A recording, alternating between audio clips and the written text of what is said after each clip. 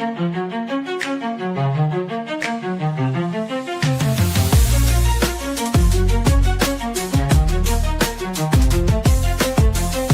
try to silence the truth we shout, but we're still here, we're still calling out. Corruption hides behind a badge and name. We light the fire, expose the shame. We're justice seekers, we'll fight the fight for every voice lost in the night. My life matters is the cry we sing for the ones they try to bury within. It's just us, we're a movement wide. Together we rise, won't run or hide. The stories echo, the pain runs deep. For stolen lives, we can't just weep. Elected power, but their hearts are cold. We'll bring the truth, let it be told. We're justice seekers, we'll fight the fight for every voice lost in the night. My life matters, it's the cry we sing for the ones they try to bury within. It's just us, we're a movement wide. Together we rise, won't run or hide. We're justice seekers, we'll fight the fight. In the wounds, undo the harm. Calling out corruption, we'll stand tall. For justice and truth, we'll risk it all. My life matters is the cry we sing. Together we rise, let freedom ring.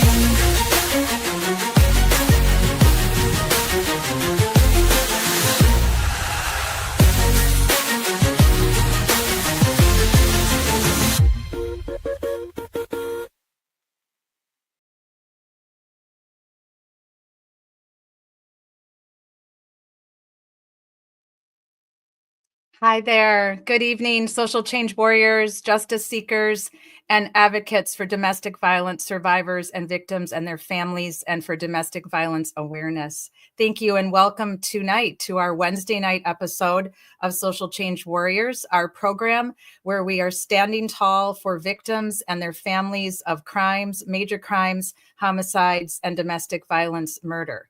So we welcome you. These are not easy topics that I say every Wednesday, every Thursday, and every Friday when I open and say hi to all of you.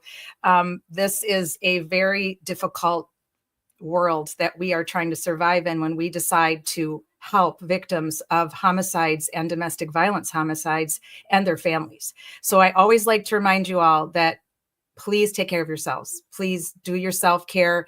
Don't forget about you, because you cannot stand for the families and the victims who we're trying to get justice for if you go down, right? So you have to take care of yourselves. So I am the founder and the host of Social Change Warriors. I'm Catherine Felton Page. I'm a retired police officer and currently a retired social worker. And I just didn't feel like it was time for me to be done. I felt like I had more to give, and just retirement on it in and of itself is great. But for me, it really wasn't enough. So I started Social Change Warriors 7 years ago when I finished my master's degree in social work. And I've been working with other social workers, doing advocacy, some consulting, most all of it volunteer work, and some of it in person speaking when I get the opportunity or my body allows it. And then I just got a fire lit under me after paying attention to the Jennifer Dulos missing mom case, and also Ellen Greenberg, who was supposedly unalived herself by stabbing herself 20 times. And I was so upset by these two cases. They touched my heart so much as a mom. And I tried to understand why is this happening? Why are these women not getting justice? Why are their cases unsolved? Why is no one in jail every day? Why? And what can I do? What can I do? So I did some social media, I did some reaching out, some advocacy, but it didn't feel like enough for me. And I started watching the Karen Reed trial. And again, what the heck is happening? Why are they framing this woman and ruining her life? Where's the justice? And I thought, let me try to live stream. I didn't know how it would go for me. I didn't know if I would like it. I was used to doing pre-recordeds. It's a whole little bit different ball game, but I thought my background's in journalism, police work, and social work. If I can meld all those together and thread those together, I could do live streaming. I could help people. I could advocate for people and be a voice. And that's what I've been doing since August. And I couldn't be doing it without all of you. So thank you, because you support me. You hold me up when I'm having really rough days where I feel like my feelings for the victims and their families are overwhelming for me.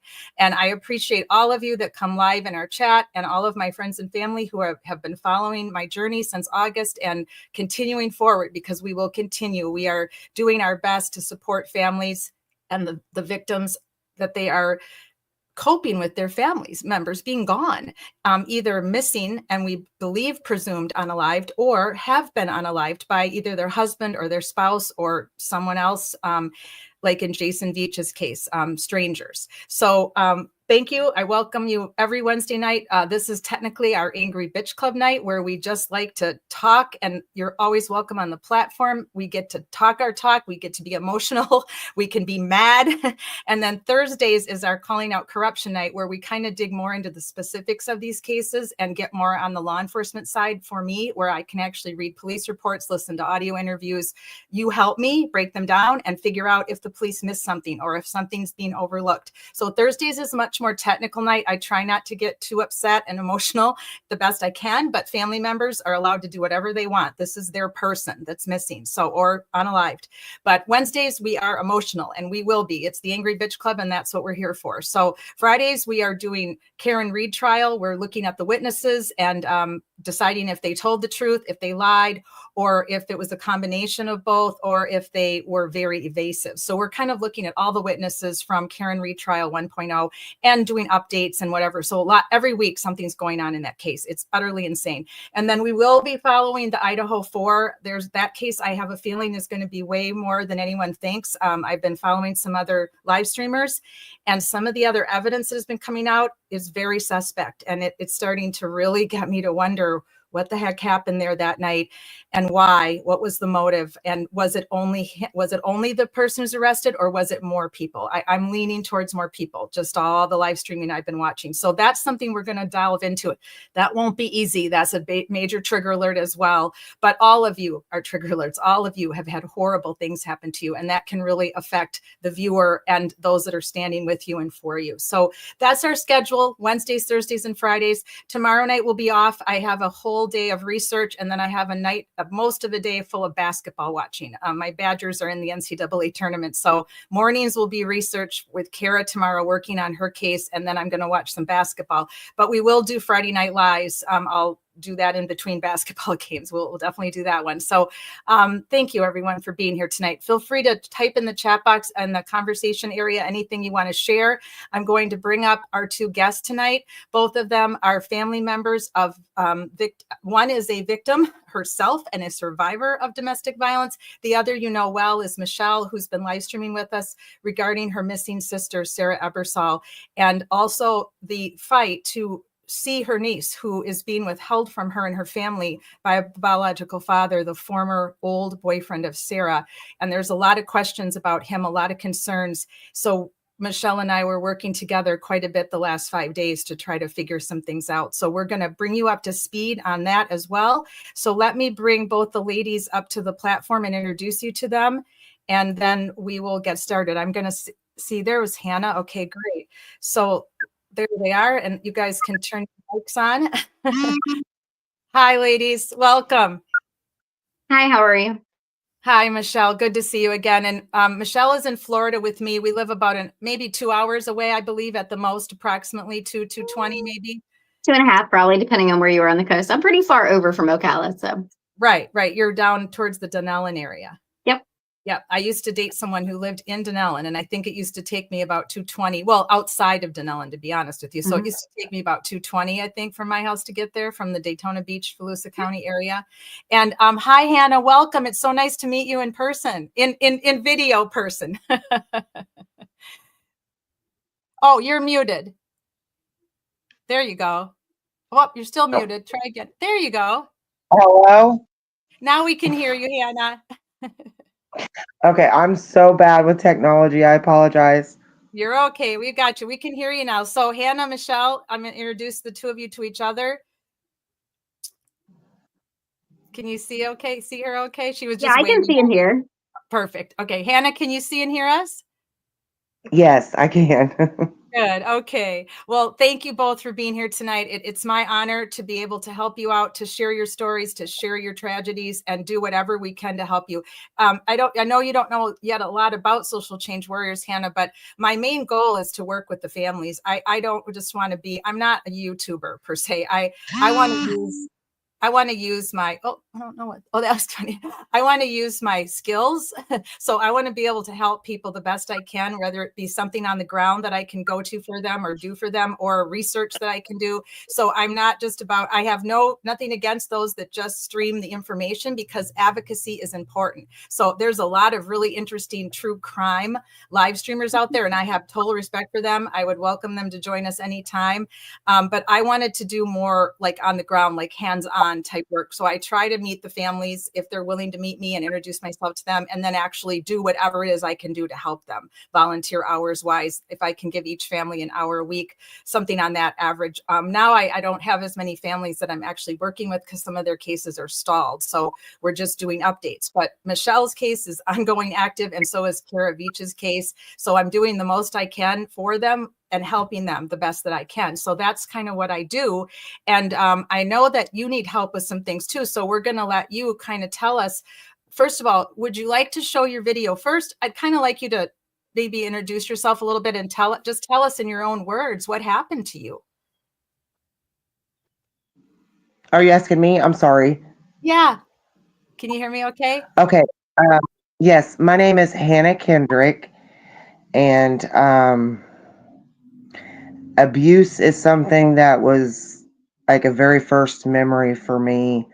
It was in my family growing up with my father, and I went through a lot of stuff as a child when it came to sexual abuse from people who shouldn't have ever done it. I'm sorry, I'm getting nervous. This is like my first. I don't mean to be nervous. You I are apologize. okay. You be nervous. Okay, That's so okay.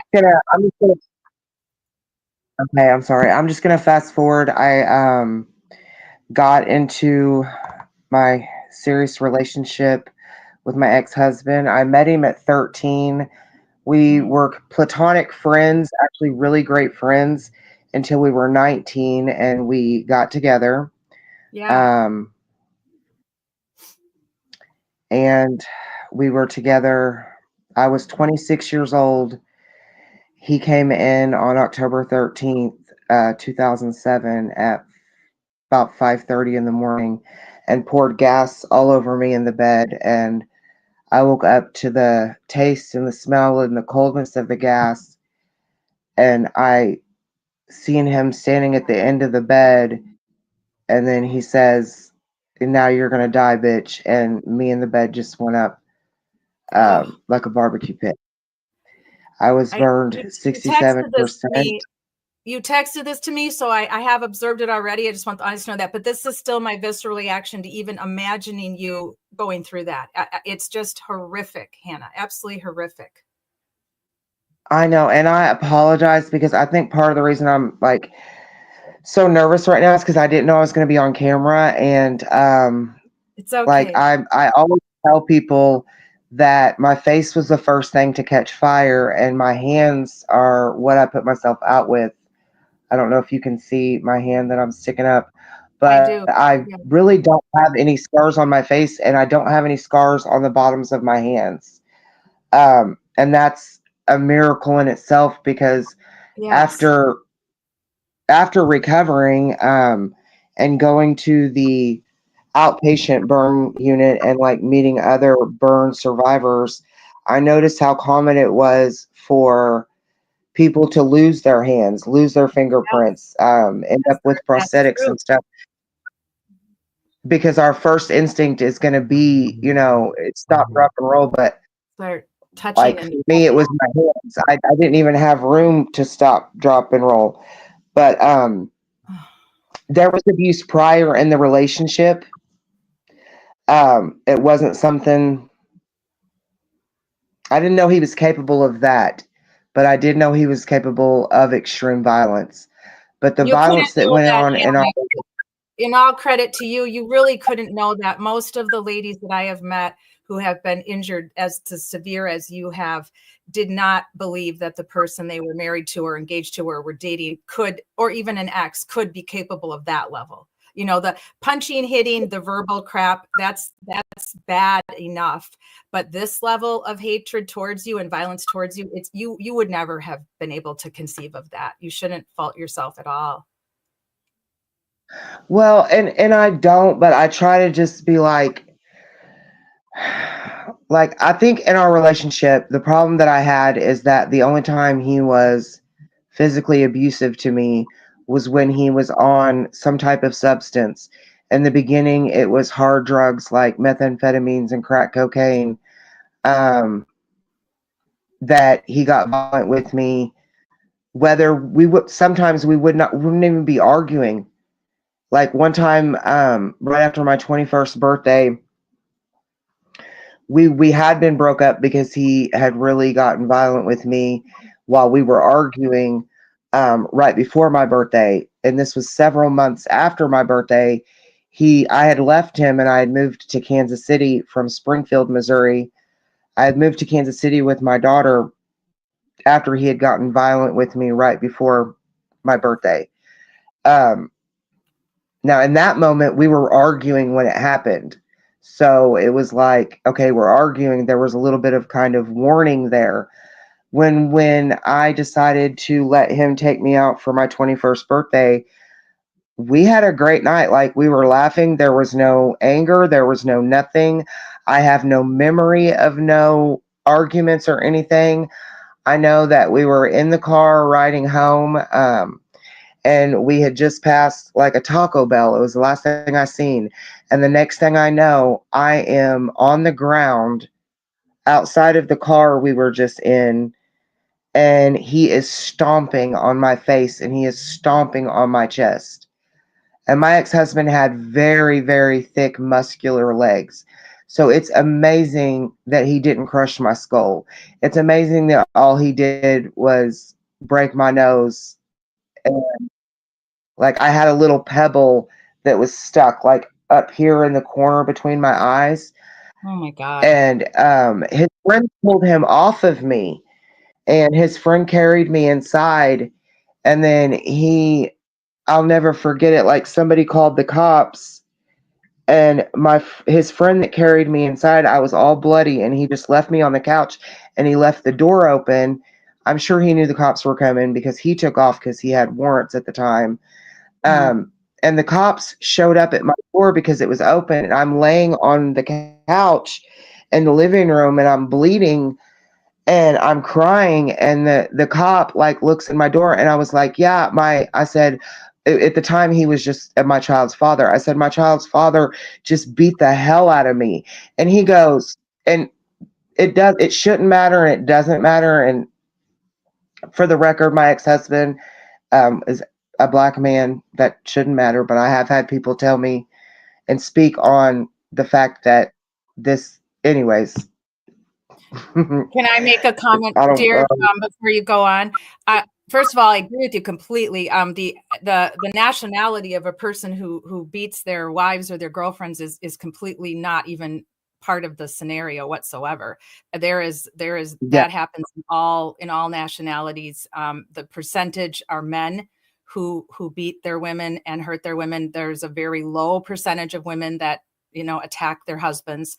That percentage is very low. It does happen, but it's very low. I actually had someone, and I know Michelle may or may not know this. I don't remember if I ever mentioned this to you, Michelle, but I actually had somebody on Twitter X say to me, why do you only stand for women victims of domestic violence on Wednesdays? And I said, it's not that I only stand for women victims only in my world of my own brain. Of course, I stand for any victim of domestic violence, whether it's woman on woman in a same-sex marriage, or it's man on man, same-sex marriage, or it's a woman on a man. And something that I've never forgotten, and I had a lot of police calls, so a lot of them are gone from my memory, but my first domestic violence call as a police officer in my first year on duty was actually a woman on a man. And we didn't know that. We were sent to the call as domestic violence, injuries, both parties hurt. So the ambulance came, the fire truck came. Became a 2 to 3 squad car call, because we know they said there was some type of a household weapon involved. So we didn't know what that meant. The call was made by a neighbor. So I'm already have confirmation bias. I already have that. I get there and I'm thinking this husband or this boyfriend just beat the crap out of his wife using a household appliance. So I'm thinking it could have been anything, right? A knife. I mean, I'm thinking it could have been a bottle. It could have been anything. So we get there and they're both in the living room. They have been separated by a neighbor who heard the screams, and they're both injured. So at that point, I still didn't know. But in my mind, I'm still thinking man on woman, because that's what I basically knew of domestic violence. And sure enough, it was not. It was woman on man, and she had struck her husband with a hot iron. So he had a big, like literally, you know how you see an iron print on a shirt? He literally had that. She smashed the iron into his face long enough that there was an iron print.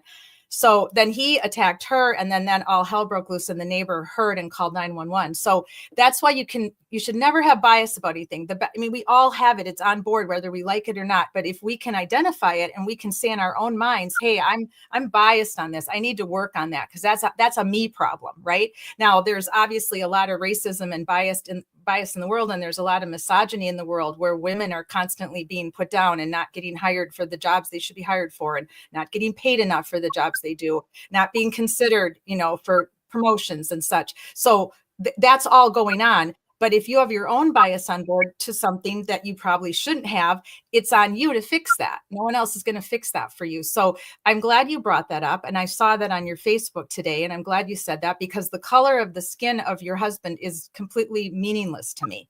He's a man who has anger problems, and has very bad anger problems, not just low level, very, very bad. Like, obviously you could have died. You are lucky you did not die. He would have been charged with, obviously, your murder. So thank the Lord that you had that strength in you. And thank you for being brave. You did not have to come on camera, Hannah. You could have blocked your camera. I never asked for that. If you don't want to be on camera, you can be on with your voice. I don't require that here. I feel more comfortable just being on with my voice. And I am vaping.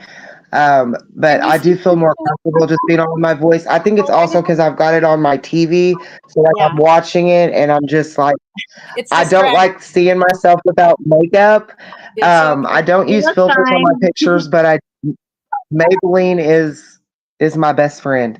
One of my favorite things that I said today, I will say, and if you can block my camera out, I would appreciate it, just because I just don't like looking at myself like this, and I feel like it's making me distracted, and it's making me more nervous, and it shouldn't be, because I really don't care. I really don't care, but obviously I do right now. I think it's just all okay. Good. So hang on a second. I want to make one of the things that I said today and it was on TikTok, it wasn't on Facebook, because TikTok is actually where most of the issues are going on. I've got a video that was dropped for me that is, I think it's viral. It's got, last I checked, it has over 755,000 views, and it's like going crazy. And it's just like, there's a whole race war going on in the comments. And like, I got called some crazy names that I honestly just laughed at, because I was like, why on earth would I be offended that you call me a mud shark? Like, what? Like, where do they do that at? But I did go on to say that the pigmentation in a person's skin, or lack of melanin, or whatever it is you've got, is not going to create an evil monster or make you less of a monster. I mean, I'm a natural redhead and I am as pale as it comes. And I am capable of being violent myself. I promise you. So I just, it bothers me when people see my story and they automatically bring up the race situation, because it just, that right Yeah. there pisses me off That so would bother bad. me too. That would bother me too. It's just not, it's not practical. I want to come back to that in a minute, the TikTok, but I want to show your video if that's okay. And I switched into my love hat because I just want you to know that you have a lot of love here at Social Change Warriors. Everyone that follows my channel, that comes to our live streams, that watches on the replay, they're all very supportive of everybody that we're advocating for and standing for. So we are going to throw a lot of love your way. You're an amazing survivor. You're a strong woman because you're using your voice for advocacy for other women. Unfortunately, sadly, I wish more women could do that, but a lot of women who have been through a domestic violence survival, they can't. Like I've met several at the domestic violence shelters, and they're so PTSD'd from it. PTSD comes about, and the anxiety that they suffer, that they couldn't do something like this. So for you to be brave and come on with us like this is huge, and we respect you and we understand that. So I just want you to know that. And I can't it's not letting me block your camera, but so if you, I think It's you can. fine. I'm over it. I'm Yeah, just, I'm just not even gonna, You I'm look just not even fine. gonna act like I'm on camera, and I'm just gonna talk to you, you because that's the you look easiest way great. for me to go about it. You are a beautiful woman. Well, I'm just going to bring up the slide deck just for a minute, and then I want to show your video to everyone. And I do want to trigger alert people that are in the audience, whether you're live with us or replay, that if you are a survivor of, or if you have a victim in your family that is no longer with you, this is too much for you, then come back in a few minutes, because the documentary is very well done. I give so much credit to those who made this for Hannah, but it definitely is Yes. a trigger. So be aware. Anyway, I just want to remind all of you that we are all about knowledge. This is a learning channel. We are not just live streaming. We are trying to teach you something and make you aware of the plight that so many people are going through, which is domestic violence. And it is way more prevalent than anyone knows. And it's scary. And we have to stand together as a unit, as a village, because we can't stop this without knowledge. And then that knowledge gives us power to make change, to do things in action. Power leads you to feel like you can make action. And then when you do that, when you take your knowledge and you use your power and you create action, you're going to make that change. You will help change laws. Many survivors and their families of domestic violence have changed laws that protect women and their children. We have a big issue in the court system right now, and Michelle will speak to that in a little bit, where there's too many men that are abusing their girlfriends and their wives and their exes, but yet they're still given carte blanche behavior for their children. They're allowed to see them. Some end up living with them because they are good at lying and they're good at gaslighting, and they end up getting custody of the children and their mother. They were beating her and hurting her and almost tried to murder her, and in some cases they did, and they still end up with custody of these children, which I don't understand that, and that just can't be right. How they say we have to separate that. That's utterly crap to me. How do you separate a violent man who's beating up the mother of his children on a daily basis? How do you separate that and say, oh, he's a good dad, he's just a shitty boyfriend, he's just a shitty father, and he deserves this kind of custody? It's ludicrous to me. So we have to keep fighting for change in the courts, because it's not just about the domestic violence shelters and getting these women aid and getting them out of that house sooner. It's about what happens afterwards. Many of them don't leave because they are terrified of losing their children. And many of them do lose their children, which is an utter travesty. So that's where we have a lot of work to do. We really, really do. So that's why I came up with this as our motto, which is knowledge, power, action, change, because that's what we need for all of our victims in this world that are not getting justice. So again, Wednesday, Thursdays, and Fridays is when we meet.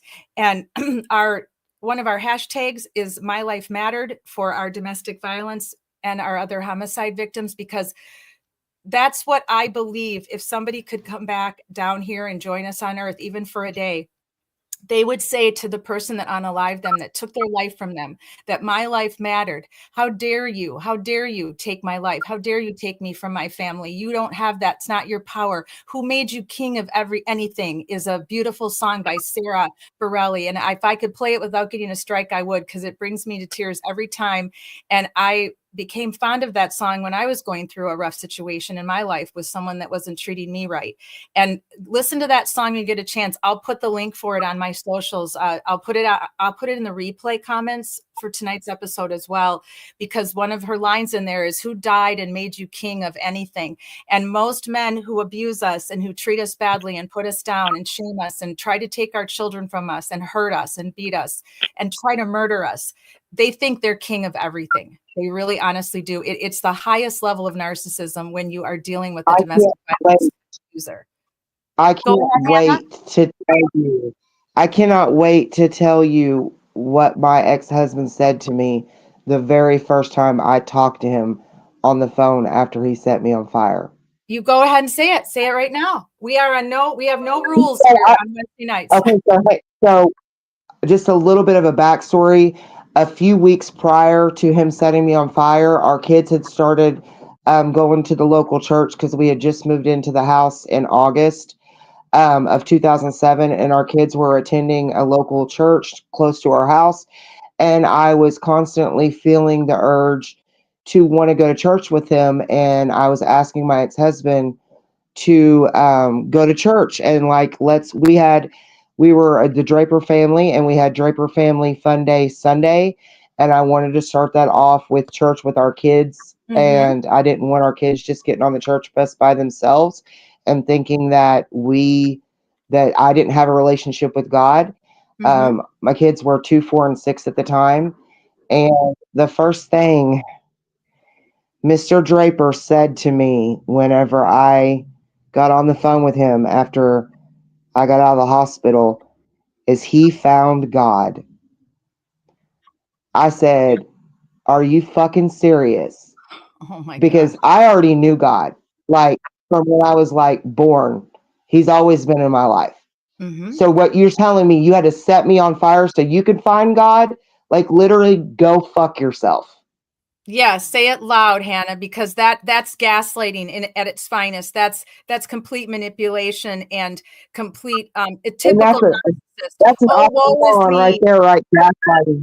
Right. Yes, typical narcissism behavior. Oh, woe is me, but now I'm better. I've found God, so everybody should forgive me. Unbelievable, Hannah. I'm so sorry that was the comment. Not I'm sorry, not I'm a complete, absolute Right. horrible person who should spend at least 20 years in jail. That's what he has to say. I've been baptized. Like, Unbelievable. me too. Whenever I was in about 3rd grade, I was baptized by every church in the town I lived in. Like, Right. what? Now, I have to say to both of you, Michelle and Hannah, Hannah hasn't heard this. Michelle knows this about me. I do believe in rehabilitation for certain crimes. I do. For me, that's what made me a more compassionate police officer, able to understand that for some people, a crime they commit is the first one and the last one. That happens a lot. The career criminal thing is overrated. It's you see it in movies and you see it on these TV shows, but it's not actually true. Most people are not repeat offenders. Most people are not career con men or career criminals. That's very rare. It's more the people that screw up based on either alcohol, drugs, or a very bad temper that they've never been able to control, or they were also a victim of abuse. So all they know is abuse. All they know is, hey, someone hit me all my life growing up. Now I'm pissed at my wife. I can hit her because that's what I'm used to. That's what I know. If you guys were with us a few weeks ago, Levita was on, who is a dear friend of mine, and she shared with you her story of survival. She was almost unalived by her current boyfriend, who was the father of her youngest child. He tried to strangle her in their bed, and she was able to survive. And Levita and I made a documentary together 3 years ago where she tells the story of her survival. And she often speaks to that, where he would come to her afterwards and try to and say, "Oh, I'm okay. I'm rehabilitated." And she wanted to believe that because she wanted to believe that people can rehabilitate, that they can get some type of very high level advanced counseling. They can maybe they can meet God. Maybe they were never God-fearing or didn't understand anything about Christianity. So I do believe in rehabilitation, but not everybody is going to be rehabilitated. Not everybody's a candidate. Their specific mental health injury or affliction is just too much. And he did reoffend. He tried to actually unalive his next mother of his next 2 children. It was many years later, but he did. And he then did go to prison for, I think, 25 years. But I do have an update about Levita. She gave me permission to share this with you guys tonight. If you recall, when she was with us, she said that she makes sure that people that are close to her never give out her address. She doesn't give it out very often, phone numbers and things like that, because he still tries to come around and contact her. When he was on parole the first time, she was living with me, and he came to our house unannounced, rang the doorbell. How in the world he found out that she was living with me and where I lived? It was stunning and shocking, and it was a scary moment. I cannot lie to you guys. It was a scary moment. I was already pretty much retired. I had just retired at the time. And it was scary. So now I met with her today. We went and did some errands together. He showed up at her house last week on her birthday. Oh, And we have no clue. She has no clue how he could. Everybody in her circle knows not to give out where she lives to him. It's easy to find an address. I'm not giving anyone any online tools, but it's actually very easy. I know, Michelle, and because of Joe's computer savvy capabilities that we're going to. I just know from doing bill collection when I was younger and doing skip tracing and things like that. It's not hard. That's right. I remember you did do all of that. Well, if somebody documents an address for a credit card, it populates somewhere for their new address. If he knew you were associated, he would just have to search your address. Well, yeah. So that's how he found out where I lived. And it shows associations, which meaning anybody that's been at your house or had mail delivered. It would show them, so they would know that person populated at that address at some point. Oh, that's so the likelihood of them being there would be there. You taught me a lot of interesting things since we've known each other from your past careers that I did not really realize. And it is kind of scary then to think that way. So he came, he showed up. It was raining on her birthday and he showed up. This was just a few days ago. And so she actually spoke with him for a while. She said that he was wringing wet because he had ridden his bike to her house. So she let him come in. And I know that her sisters, after they found out, were just like, "What were you thinking? Why are you letting him in your house? He's dangerous." He has a switch that can be flipped. This is what I've surmised from studying him and reading about all the crimes that he's committed. He's a flip. You never know when the switch is going to get flipped. And you can't blame yourself. It's not something you've said or done. It is a severe mental health disorder that this man has. And I'm still feeling sick to my stomach right now. The fact that he was in her home, and what if that switch had flipped? And I just said, Levita, please promise me you're never going to let him in again. You don't know when that is going to go off. And when he's just going to when he could attack you again, like he did that night. So that was the first time since she lived with me that she's even seen him. So it scares me that he now knows where she lives. So she got a Ring camera, which I'm really doorbell camera now, which I'm really grateful and happy she has. I just wanted to say hi to everybody who's with us live tonight.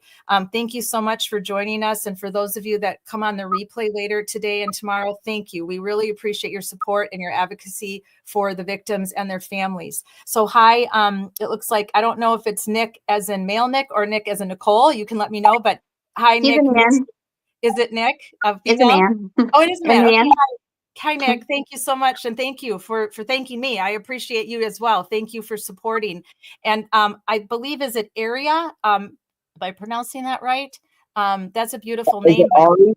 Ari. Yes, Ari. Yes. Hi, Ari. Thank you for being with us tonight. And thank you to all of my closest that follow me, Shauna and Julie and Kathy Coppins and Sherry D and MCAT. There's so many of you, Nick in Australia. I appreciate all of you. I know that you're either here right now or you'll be on the replay. And I really greatly appreciate you guys. So I'm sorry if I missed anybody. So I just want to remind you that this is what's happening right now in the United States of America.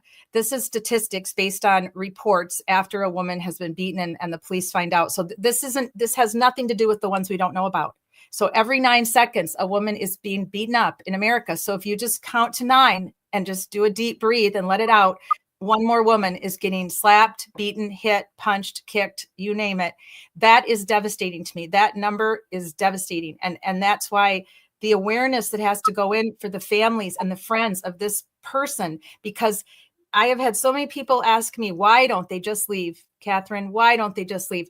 That is the biggest loaded question ever, because nobody can say that about someone else. When you have fallen in love with someone and you feel that power of love for someone, they don't just start all this one day where they go from hero to zero. This is a slow build. This is a grind of verbally abusing you, gaslighting you, putting you down in front of your family. It slowly escalates, and then before you know it, they push you because you stand up for yourself. God forbid you stand up for yourself. Then they're going to push you or shove you.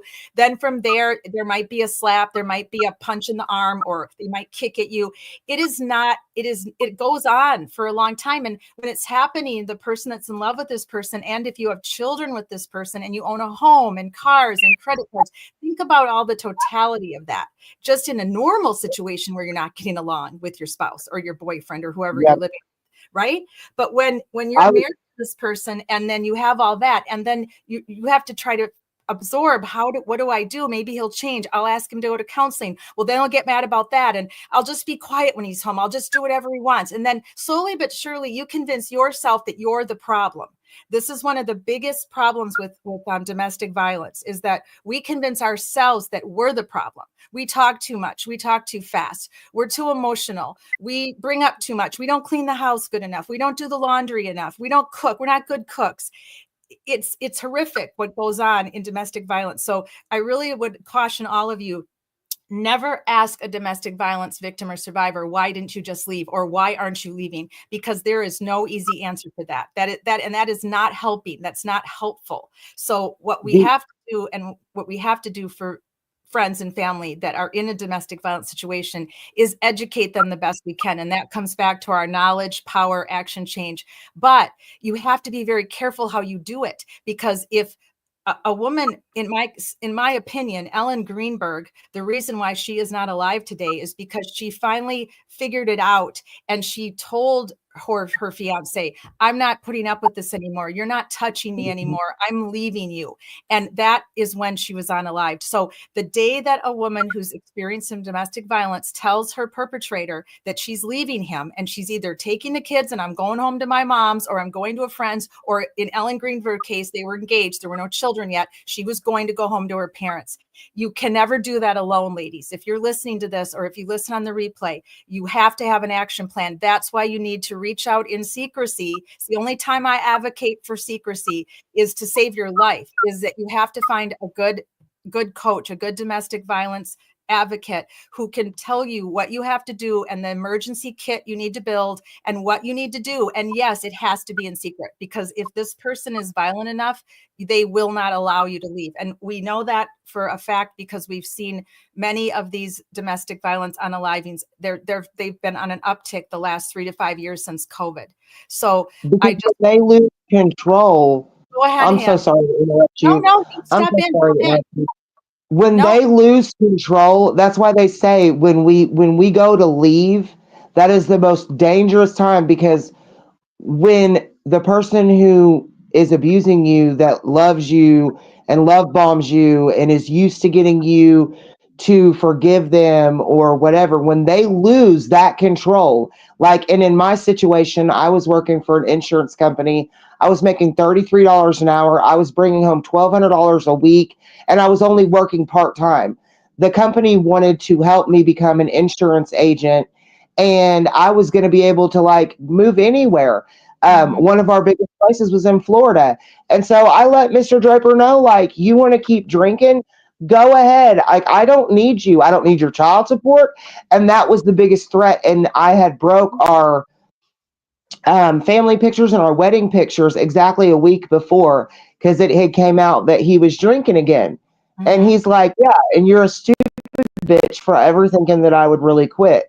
And I was like, oh, okay, cool. So I went and got all of our wedding pictures, our family pictures, and we had a sleigh bed, and I busted him at the end of the bed and took the pictures out and tore them up and just threw them on the ground. I didn't throw them at him, but I was probably trying to get a reaction out of him. Sure. And like I said before, most of the time when he was violent was never when we were actually arguing. It was always weird times when there was nothing going on.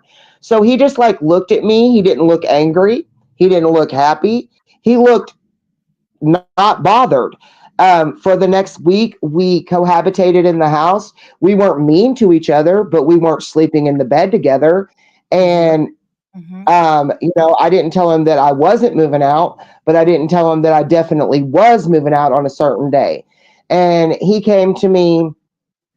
It was like a Saturday to Saturday. So like the Saturday prior to October the 13th is when I broke the pictures and all that stuff happened. Yes. And then throughout that whole week, he's like just being, cordial. And he's like, you know what? You've been at home with the kids for like a really long time at this point. You don't go out. He's like, when I get, because he works second shift, he's like, I'll come home. I got the kids. Pick a day this week and go do something for yourself. And I'm like, bet, I'm going to call you on it, because normally I wouldn't. So I was like, okay. But I did also play it safe. And I don't, I was just trying to be respectful. And so I went out with another, a wife from his job, another married woman. We went out that Friday night, the 12th. When we came home, I knew that him and his best friend had been sitting there drinking the whole time. We weren't actually fighting, but there was like some negative energy I felt in the air. We didn't even really talk. I just remember thinking like, I don't even really have anything to say to you. And I remember walking like down my hallway to go to bed, and taking off my my overclothes and stuff. And I specifically remember thinking, we've been together 7 years. If he wants to wake me up later for sex, like, he will. Like, that was my last thoughts before I went to bed that night. So when I get woke up with gasoline and stuff, and his friend was asleep on the couch in the living room. Our kids and my 10-year-old niece was asleep in the kids' bedrooms. And yeah, it was insane. But it's not anything I saw coming, like, at all. Right. Well, when we meet next time, if it's okay with you, I'd like to kind of go through your journey of recovery and what it was like in the hospital for you and in the burn unit, and hear more about that if you're willing to share that with our social change warriors. Absolutely. Thank Now, you. what is the video of that's going to be played? So, Hannah, why don't you go ahead and tell everybody about the documentary that this person made for you? Okay, well, first of all, I want to say that it is a YouTuber under the name Creeps, Creaps, and then the word and then Peaks. He, I think, has about 54 subscribers now, and about 6 of those are me and my kids and my sister. So he's really awesome. He reached out to me and asked me if he could make me a video. And I said, yeah, of course. I mean, I had no idea the quality that was going to come out. The friends and family that have seen this video, I know they're not just being nice. They're like, oh my gosh, that was like watching like a movie. Like, the way he put this together is amazing. And so, well, you feel free to reach out to him, and if he'd like to come on with us one of these Wednesdays, I'm happy to have him and happy to help promote, because anybody that's willing to do documentaries for victims and survivors, I'm happy to share their channel and promote. I already subscribed. I found him. So for those of you that are interested, did I put that up there right? CREAPS and Peaks. Is it PEAKS? Yep. Good. Well, I'll put it in the replay. No, I think it's, hang on. I think I was wrong. I think it's CREEPS. Creeps. That's what I thought. And then, yeah, I figured that's what it was. Yeah, that's okay. No worries. And I'll have my makeup on next time, because that is what I look like with makeup. So it definitely helps. I don't do a lot of makeup anymore. I figure if you like me or you don't, like, I'll do a little bit of like BB cream, because I like the way that makes my skin feel. And I love wearing lipstick. Lipstick's fun. But I'm not a huge makeup person. But most of the nights I like to wear my hats, because I have different hats for different moods that I'm in. Sometimes I change them in the middle of shows. And so some nights I'll wear my hair down. I'll curl it for you guys. But most of the time, I just like to wear my baseball. This is where we come together and we purge and we share and we have grief and we have hope and we try to find justice. So, what we look like is not important, but we're all beautiful in our own right, in our own way. And both of you, Michelle and Hannah, you're both beautiful, beautiful women. So never feel though that you have to dress up for me. I don't overly dress up. I usually I'm wear not dressed up. I usually wear a t-shirt that has some kind of happiness on it. I wear the one that says "Be kind." In a world where you can be anything, be kind. I wear that one a lot on the air, but I'll wear pink a lot on the air on Fridays for Karen Reed for her justice, and purple. I like to wear purple. Usually I don't wear black. I usually wear purple on Wednesdays for domestic violence, but this is what you're getting tonight. So let me bring that video up and let's show that. And then we're going to talk a little bit about your book. And then I'm going to let Michelle tell you about the plight that she has been in, the absolute horror show that she has gone through for 2 years, Hannah, because you two can bond a little bit on domestic violence experiences, because Michelle has experienced that herself and with her sister, Sarah, who's missing.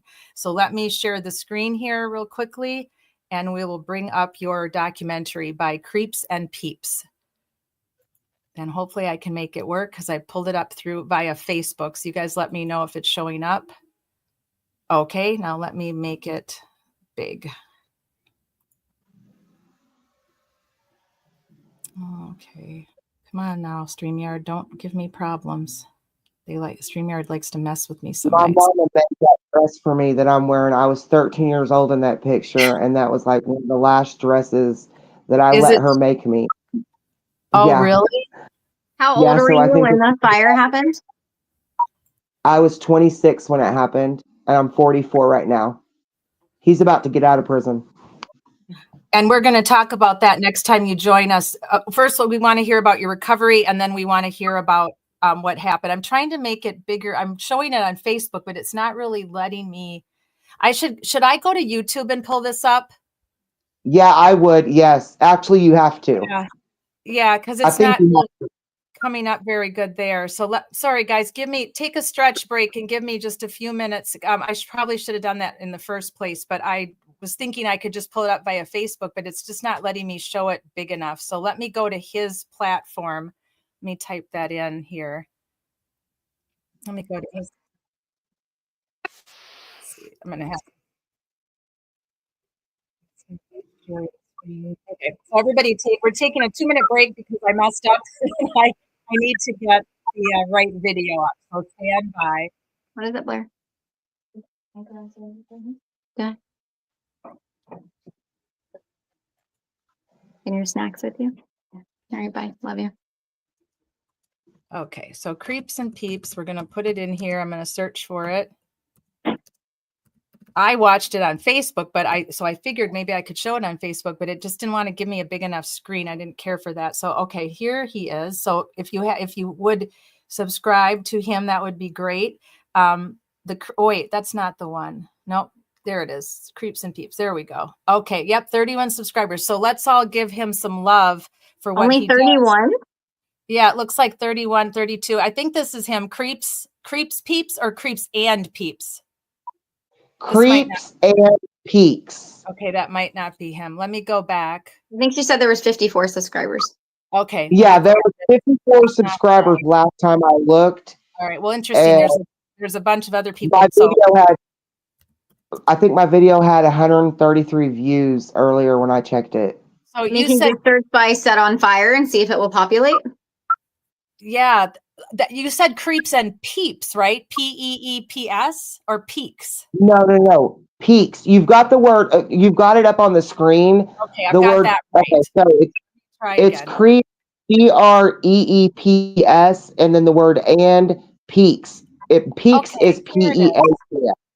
I found it. 56 now, so that's good. He's over 50. That's what you need. Yeah, okay, there you are. I see it now. Yep, I see it now. Okay, let me bring it up on the screen here, and I got to share this happened for a reason, so we could get him some exposure, because I am truly overwhelmed with gratitude for him.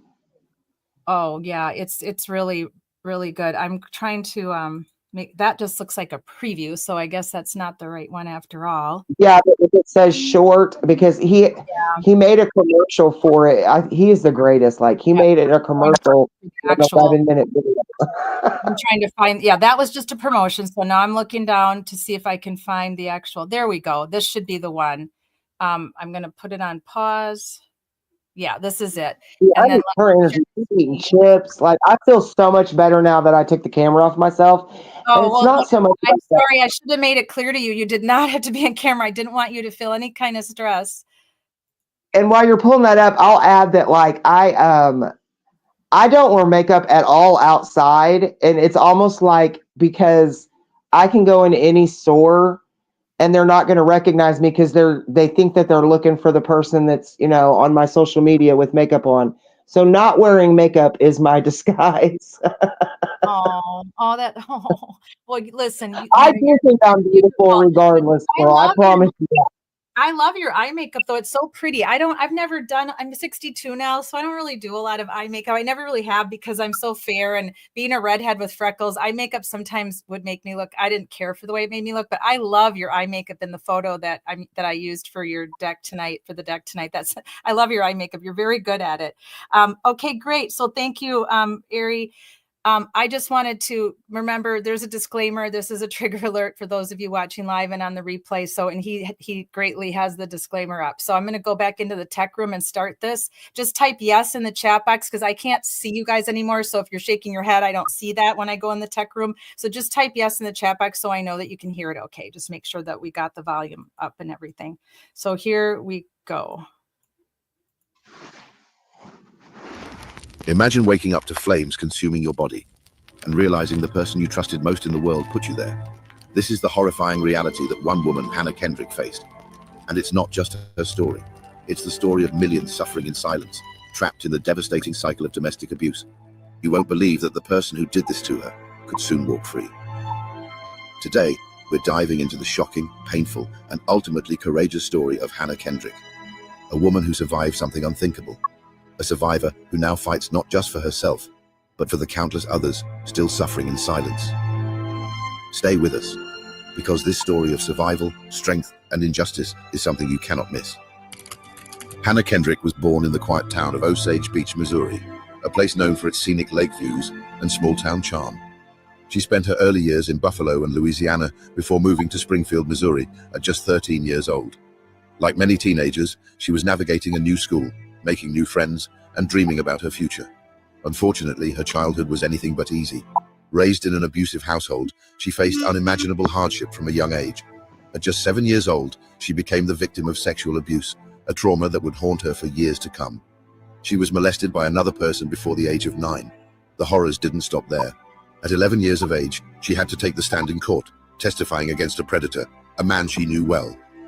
Despite her bravery, the case ended in a gut-wrenching defeat when the abuser was found not guilty. This was only the beginning of her battle. I took the stand against my predator at 11, only for him to be found not guilty. I had to walk past him and his buddies, high-fiving and hugging each other, celebrating his victory and getting away with what he did to me, only to be caught with a 3-year-old a year or so later. He went to prison for that. Ronald Mowry is now a registered sex offender.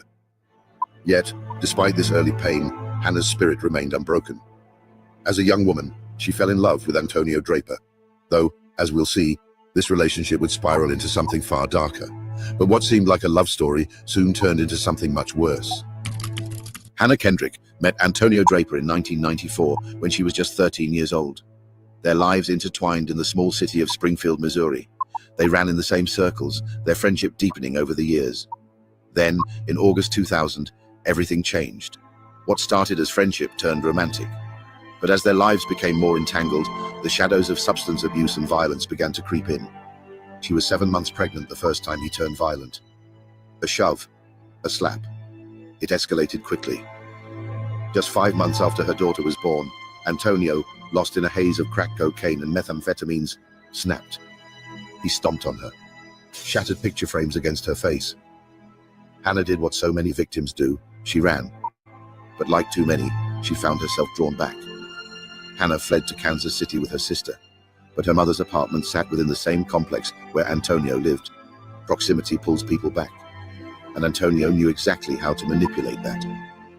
On her 21st birthday, a promise of reconciliation turned into another nightmare.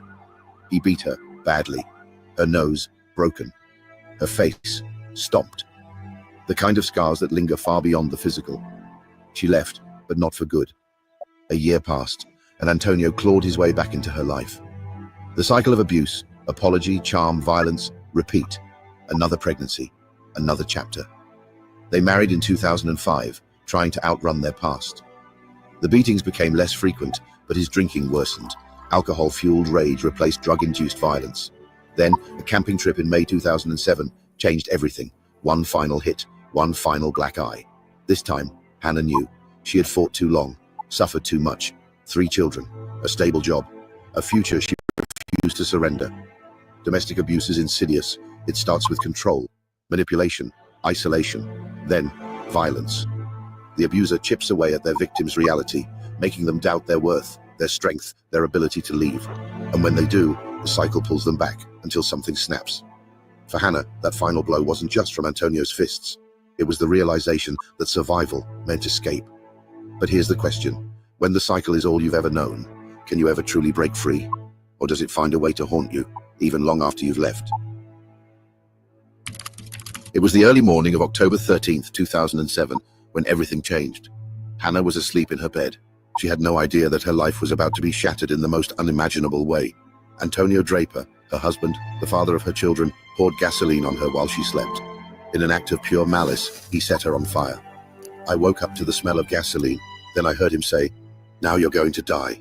And just like that, my world went up in flames. In that moment, the woman who had already fought through so much was fighting for her life. Hannah screamed, tried to put the fire out, and managed to escape the bedroom. But her children were still in the house. She had to run to safety, praying the fire wouldn't claim her life. But the attack wasn't just physical. It was emotional and psychological warfare that would haunt her for years. Antonio Draper was arrested, but the nightmare wasn't over for Hannah. In the months that followed, she endured not only physical pain from her severe burns, but the agonizing uncertainty of the legal process. In 2009, Draper was sentenced to 20 years in prison. Yet for Hannah, no amount of time behind bars could take away the torment of what she had been through. Her physical recovery was brutal.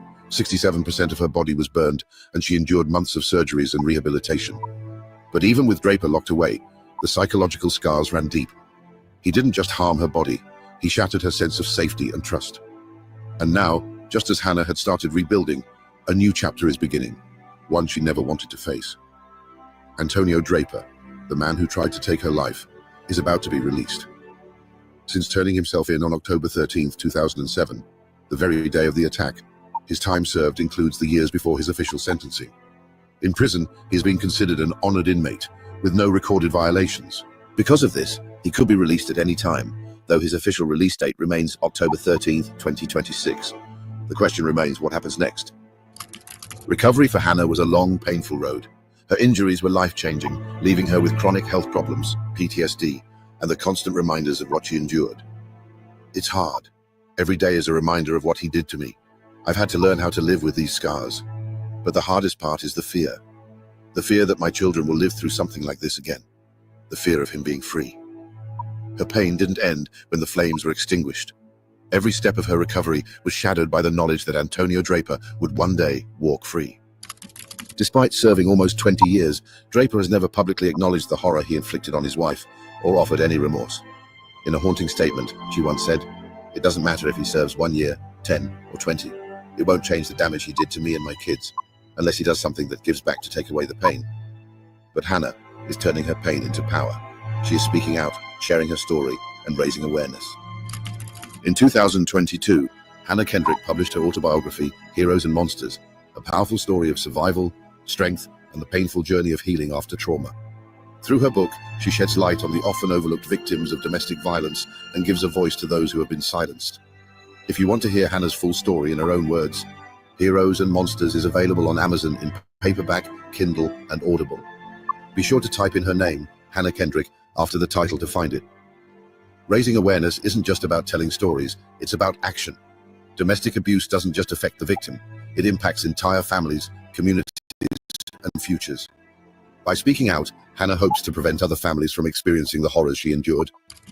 There are millions of survivors like Hannah, each with their own story of pain, fear, and survival. But there is hope. Resources are available for anyone in need, from hotlines to shelters and counseling services. If you or someone you know is in danger, please don't wait. Call the U.S. National Domestic Violence Hotline at 1-800-799-SAFE or visit the website in the description below for more resources. Hannah Kendrick's story is one of survival, but also a call to action. It's a reminder that domestic abuse is not just a personal tragedy, it's a societal issue that we all need to address.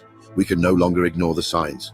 It's time to speak out, to educate ourselves, to donate to causes that support survivors, to break the silence and help prevent future tragedies. What happened to Hannah shouldn't happen to anyone. Let's make sure it never does again. And remember, you never know who around you might be silently suffering.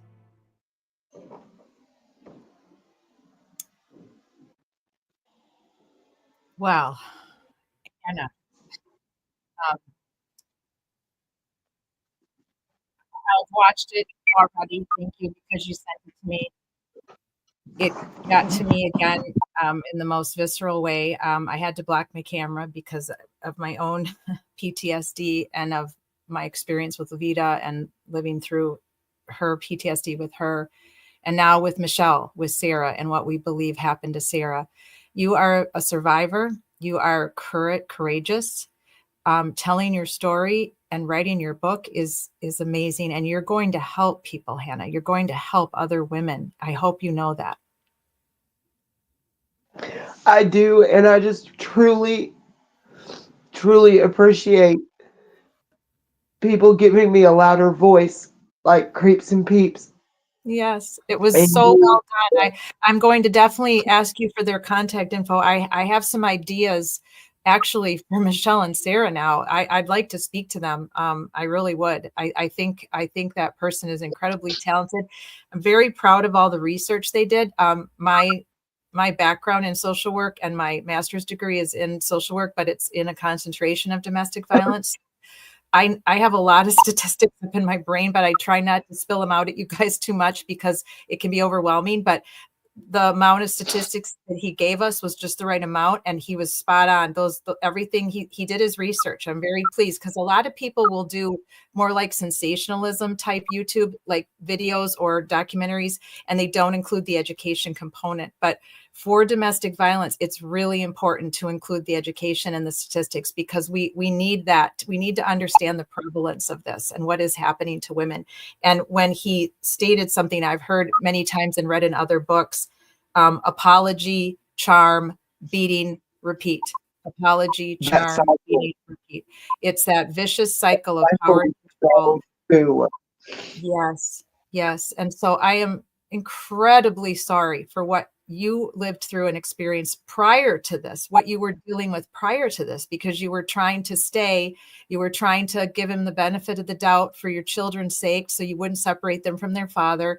But ultimately, you had to, but you came back that one last time. And you can be the voice of reason for so many women that when I was at the domestic violence shelters, you can't convince someone to do something they don't want to do.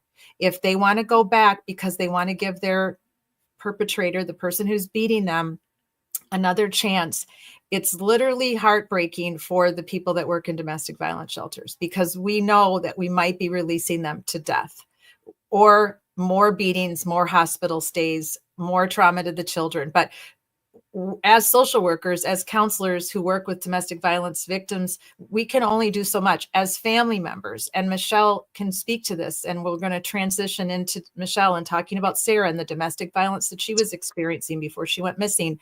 You can't blame yourself for what happens, because you can speak to that, right, Hannah, that you were going to do what you were going to do, regardless of what your mom or your family were telling you. Absolutely. So no one, you are not to blame. I loved that meme that he put up at the end, because so many women convince themselves, and I convinced myself in some of the relationships that I was in that were dark, that it was my fault, that like I said, I could rattle off a million things that men have told me that's wrong with me right now, hundreds of them. But until we make up the decision to look in the mirror and say, I don't believe any of that, none of that's true. And even if it is true for that person, I don't have to be with that person. If they don't love me for who I am, if they don't accept me for who I am, for who my persona is, my DNA, then I'm out of here, right? But you have to do it safely. If you're in that level, if it's beyond the level of just gaslighting and being mean and nasty and maybe a push here and a shove there, if it's beyond that level, then you absolutely have to take, this your cause of leaving this person to a higher power where they can help you safely leave. Because you said it and I said it, that the day you tell that person you're leaving becomes the deadliest day of your life. And I cannot accentuate that. When they lose control. When Right. they lose control, when a steak dinner no longer, is going to fix things or whatever. Yes. And you also said something too, that this started when you were pregnant. And Michelle, we're going to have Michelle now introduce you a little bit to Sara. Most of you know of our cause to help Michelle find Sara and get Cora back, her niece, from who we believe is possibly abusing her. She was also pushed and shoved and beat up when she was pregnant. And that is hard to even fathom this, guys. But when women are pregnant, that's when your abuser is meaner to you. He may not hit you. He may not strike you. He may not do that when you're pregnant, but he may. And many women that are pregnant are unalived. I mean, that's when they're killed, is when they are pregnant, because guess what has been lost for that person? The control. That person has no more control right now over you because you are carrying a child. You're now in love with something other than them. And that they can't handle that. So, and they can't handle it because now you have control over what's happening. You're going to the doctor, you're making decisions, you're buying baby clothes.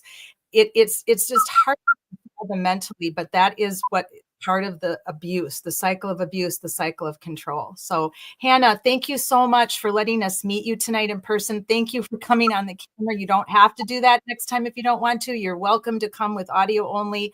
We would like to branch into your rehabilitation and what that was like for you. And I know a little bit about that because I knew someone that was a burn victim, and I had to take some people to hospitals and ride along in ambulances with a few during my career as a police officer. Sometimes you have to stay with that person until you get them to the hospital, and you ride in the ambulance with them, or you follow behind in your squad car and you go to the hospital with that person if they had committed some kind of crime and then also got injured. So the person that I had to escort had made a fake bomb, but he took a fake bomb to the UW libraries, but he had a real bomb in his apartment and it had exploded and he was severely burned from head to toe. And he walked into one of our libraries holding what looked like a bomb. So it was a bomb call, bomb threat, and he was severely. It was a weird police call that night. It happened at 5 a.m. and I'd never seen someone that severely burned. It was, I mean, I literally almost threw up. I'm not going to lie, guys. I mean, we're cops. We're not gods. We're not perfect. We have our own emotions and feelings when we're on calls. And that call is always stuck in my mind. And the smell, Hannah, I just can't even imagine coped with that. Smell. I'm sorry to interrupt you. That was one thing. Like, the burn unit is the scariest place in a hospital. Oh. It's so scary. The smell in there too, which I didn't smell it, but like I had friends that told me like a year or two later that I literally smelled like burnt flesh, and that it was hard for them to be around me because the smell was overwhelming. But I didn't know I smelled like that, and of course they never told me that. Right. But that I smelled like burnt flesh for a long time. Well, nobody's going to want to tell you that, right? But you're a smart woman, and you had your own senses back. So, well, I'm just honored to know you. I'm honored to have been able to share your story with our social change warriors and our justice seekers. And you and I will work out a date in the next several weeks where we can have you back on Wednesday. I'd like to hear more about what happened in your rehabilitation, and I would like to talk with you. I did contact one of my friends who's a specialist in domestic violence, and she would like to join us. She's just very busy right now. She's a professor, but she's amazing. Her name is Caroline Peterson. I've had her on before. I'd like you to meet her, and I'd like her to give you some of her tips based on what's about to happen when he gets released in 2026 or potentially sooner. So I'll contact her. I'll find out when she can do this, and then we will be with you again very soon. But in the meantime, you have my contact info. You feel free to reach out to me. Anything I can do to support you, I will do. Absolutely. Thank you. And I hope you'll stay if you're okay to stay and hear about I want to hear what's going on with Michelle's sister. I don't know anything about this. And I will always want to be a part of advocating, period. Well, that's great, and we're happy to have you. This is, by the way, this is my friend Levita, who was on with us about a month ago, and she'll be willing to come back on again as well. She's a big advocate and loves to help women that are in the domestic violence shelters because she didn't take that route. So we'll show her documentary again at some point too, because I made it with her, and it was really hard to do. It was emotionally draining for her and I to make it. And your friend is giving me some ideas. I might want to collaborate with him and maybe do a new version of Levita's documentary. So you've given me some inspiration as well to continue to tell Levita's story. So this is Sara Ebersole, and Michelle is on with us tonight, her dear sister. Sara was experiencing domestic violence from a young age, had experienced stalking from a young age, had really been through a lot, and then gave birth to her daughter. And during that time, Michelle has shared with us that she was experiencing domestic violence even when she was pregnant, and then finally broke away from this person, right, Michelle? She was able to break away from Joe and not live with him anymore, correct? Right. She gained a restraining order while she was about 6 months pregnant. And he had like pushed and shoved her, correct? He actually grabbed her and beat her up against the wall by her throat. Oh my God. I didn't realize that it was that violent. It's amazing she was able to carry Delia to term. Mm-hmm. Well, he used to say that he should have never gave her the gift of getting her pregnant. It was always a gift, like it was some reward to her. But he also wanted her to abort the child, and she wouldn't. There you go. There's that high-level narcissism, that clinical sociopath behavior. Right. Because she kept the pregnancy, then it was now a gift. Oh, wow. Mm-hmm. Oh my gosh. I've never heard you say that one before. That doesn't surprise me knowing what I've learned about him, but it's Oh, well, shocking. you can see it in the emails I shared from 2016 yesterday. He wrote Oh, to himself that it was a gift that she didn't deserve. I missed that. I saw I read them, but I missed that part. Oh my gosh, that's horrible. That's just horrible. Poor Sara. The gaslighting that you have shown me in the last few days, I've been so angry and mad. Like I don't have an outlet for it, to be honest with you, because I'm so mad at this man that he got away with this for all these years, this manipulation, this classic gaslighting and emotional abuse of Sara it's just horrific that it went on. I mean, it was more than just gaslighting. He used the law on his side to, harass Sara. Right. It was literally harassment. And actually he was breaking the law because he, like you told me, he was tapping into her social media and her phone. He was using But that even started at a young age. So Sara was 14 when she came to live with me in Denellen, Florida. And then later she went back to Sarasota for a bit. Joseph met her around the age of 16. He was stalking the local high school with her and other teenagers that went to the high school and were cheerleaders at the high school. Sara later learned it wasn't just her that he was kind of stalking. He reached out to her on MySpace. He had met with her at least once by the time she was 16, 17. She had come back to live with me in Denellen, so she was no longer in Sarasota. So there was so much of a gap, a duration of time. He wasn't able to kind of reconnect with her. She didn't have devices at my house. You know what I mean? It wasn't any of that. She didn't have access to the cell phone and all that anymore. Right. And then when she went back after, marrying our neighbor, divorcing our neighbor, she was 18 at this point, turning 19. She had gone back to the Sarasota area for a little while to live with the aunt who had raised her kind of like a mom. Well, that's when she kind of have reconnected with Joseph. So 2016 kind of comes along. He's in the grooming stage of her. They're dating. My other sister said, they met him at a Panera. They went to the beach and had dinners. I'd never met Joseph at all, and said that he seemed really nice for about 3 months. After 3 months, he started isolating her immediately from family, from the other sister, from the aunt that raised her. That's Joseph.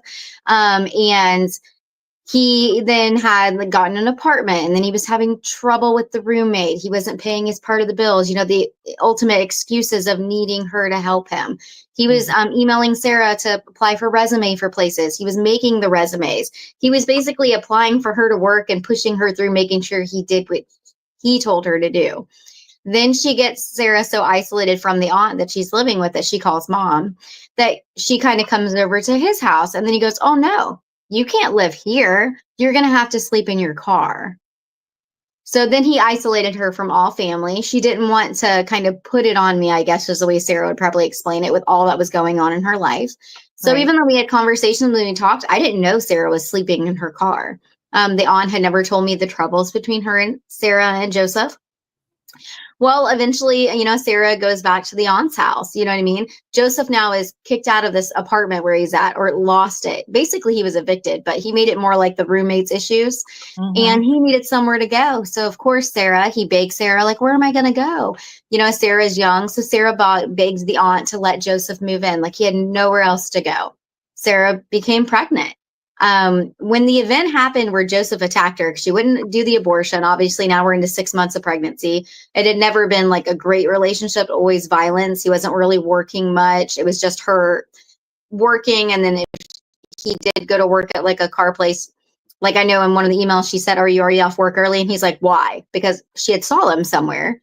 And he was obviously out stalking someone else, because that was what he did. And it was acknowledged by Sarah. Well, the day that it happened where he attacked Sarah, Sarah was cleaning out a refrigerator at the house, and she was singing, like humming to herself, singing.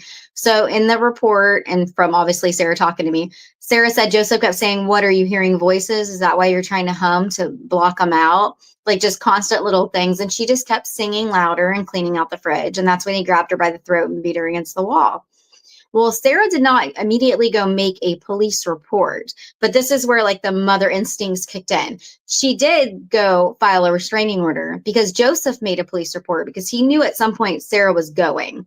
I think in the event of him beating her against the wall, Sarah smacked him, like when she was dropped down. So Joseph tried to show marks on his face of like a red mark. He tried to claim he was cleaning out the refrigerator and he was humming.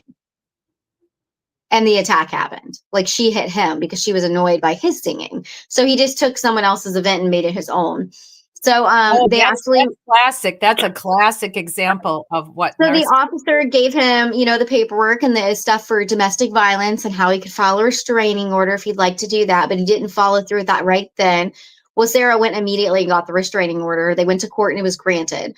Joseph then called law enforcement because he had his dog at the house to be escorted with his property so Sarah wouldn't try to attack him or say anything. He still made himself the victim. Then Joseph left Sarasota, Florida, and went to the state of Kentucky, but then bragged later on how he had supposedly swindled Sarasota, Florida into paying him some type of fee as a victim to be able to actually move. They actually gave him money to move away, is what he claimed. Well, they were obviously not in communication for a bit, and then they would be in communication again. That's when those 2016 and 17 emails come out where it's him calling her everything in the sun, and she's like, have a great day, Joe. I wish you a nice life. Like, sorry you feel that way. Like, that's kind of always her response. She's responding, but she's being more gentle, and sometimes she'll say, you're sure you're not talking about yourself, Joe? And enrage him a little. And then that would go on for a while. And then she would get little emails like, Sarah, why are you on my account? This is prior to Cora being born, right? Prior to Dahlia being born. Yeah, because she was pregnant during the event. So he's already disappeared out of state, but he would still email her things, obviously during the restraining order. We didn't know then, obviously. But Joseph was in Sarasota for a bit. So right before she would have been pregnant, he had went off to Kentucky. So he had already went to Kentucky once before the attack and once after the attack when the restraining order existed. But Sarah had went not in 2000. I think it was like 17. He was trying to coax her out there. She went to some event with me for like a business thing instead of getting on a plane with him, and he got mad. Later, she then kind of made her way by plane to Kentucky. Joseph tried to isolate her there. And mind you, this is all before she was pregnant. Right. Joseph tried to isolate her there. I have never at this point even met Joseph, like ever, not once, not even to the birth of my niece. I got a phone call one day. Sarah was crying. She had been kicked out in the snow. She said this guy she was dating left her in the snow, made her walk back to the hotel. She was just distraught. She had no way to get back. She didn't want me to fly her back. She just was going to work it out. I was like, Sarah, if he doesn't value you, this isn't a person you need to be with. You know what I mean? If you think about some of the things he's ever said nice to you, can you tell me any of those? You can't, because he's not a nice person. This isn't somebody you need to be around. But, she's like, but I got to get back to the hotel. You know what I mean? She's walking back and she's crying to me. Then more events happened where at one point Joseph had attacked her so severely that he beat her unconscious in the snow. Sara actually awoken from that, kind of knew that he had attacked her, but didn't remember the gist of what happened and why, just that she was being yanked to the ground and beaten. Sara ran in the subdivision they were at and beat on every door she could until an African-American gentleman let her in the house. At first, he's like, "Who are you?" Like, "No, girl, you can't come in here." And she just begged him to let her in, that Joseph was going to kill her. So she went into his home and she was there overnight until the next day. Sara said there was a knock on the door the next morning. She said Joseph sat outside that house all night long, peeping through the windows. She said when the knock on the door happened, the gentleman opened the door and it's an officer. The officer is there for an accusation that Joseph has made that this gentleman, the third party, that's, it's his home, has supposedly attacked Sara. Oh my God. He is such a high level con man. Sarah was so scared. She didn't remember the whole event of Joseph, but she knew that this gentleman didn't attack her. And she explained, he didn't attack me. They were trying to get out of her that Joseph maybe attacked her. And she just kind of wouldn't divulge anything because she was so scared for her life. Mm-hmm. So this officer takes her to a domestic violence shelter. But unfortunately, he is sexualizing Sara in the car. She's so pretty. She's so beautiful. Can I get your number? She felt like she had to give it to the officer. So just kind of victimized her again. She was so scared. She gets dropped off within 1 hour. Joseph found her at the homeless shelter, the victim's shelter, and put her back in a car. He drove her around in the snow for hours until she resubmitted to the abuse, where he knew she wouldn't jump out of a moving vehicle. She wouldn't run. She wouldn't call for help. And it started again. Well, she later gets put in another situation like this, and she gets put in a different women's shelter. She is at this women's shelter in the state of Indiana for 6 months. Joseph made every fake account he could, even using photos of her, reaching out to people, pretending to be her, until he located her working at a McDonald's in Indiana. And Joseph waited outside for her shift to end and put her back in that car. He then drove her around, same thing, until she calmed down, stopped screaming, resubmitted. And he actually called me. I didn't know then why I was being called. So I answer the phone. It's my sister, and my sister's not on the phone. It's this gentleman. He's saying that he loves her and, he's trying to teach her the right way. She's a little younger than him. She's just trying to get her to kind of behave and learn to be an adult and be responsible, and she just won't listen. He's explaining like she's kind of upset. I can hear her a little bit in the background, but not like calling out my name or telling me anything that's going on. I just kind of hear her whimpering a little bit.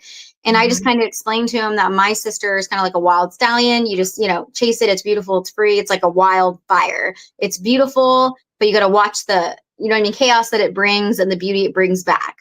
It refertilizes that ground, because Sara is spontaneous. She's not going to be held back. She's strong spirited. She wants to live life. She's not going to be held down by somebody, even like a boyfriend. She doesn't want to be with a boyfriend. She wants to, date around, whatever. She doesn't know what she likes.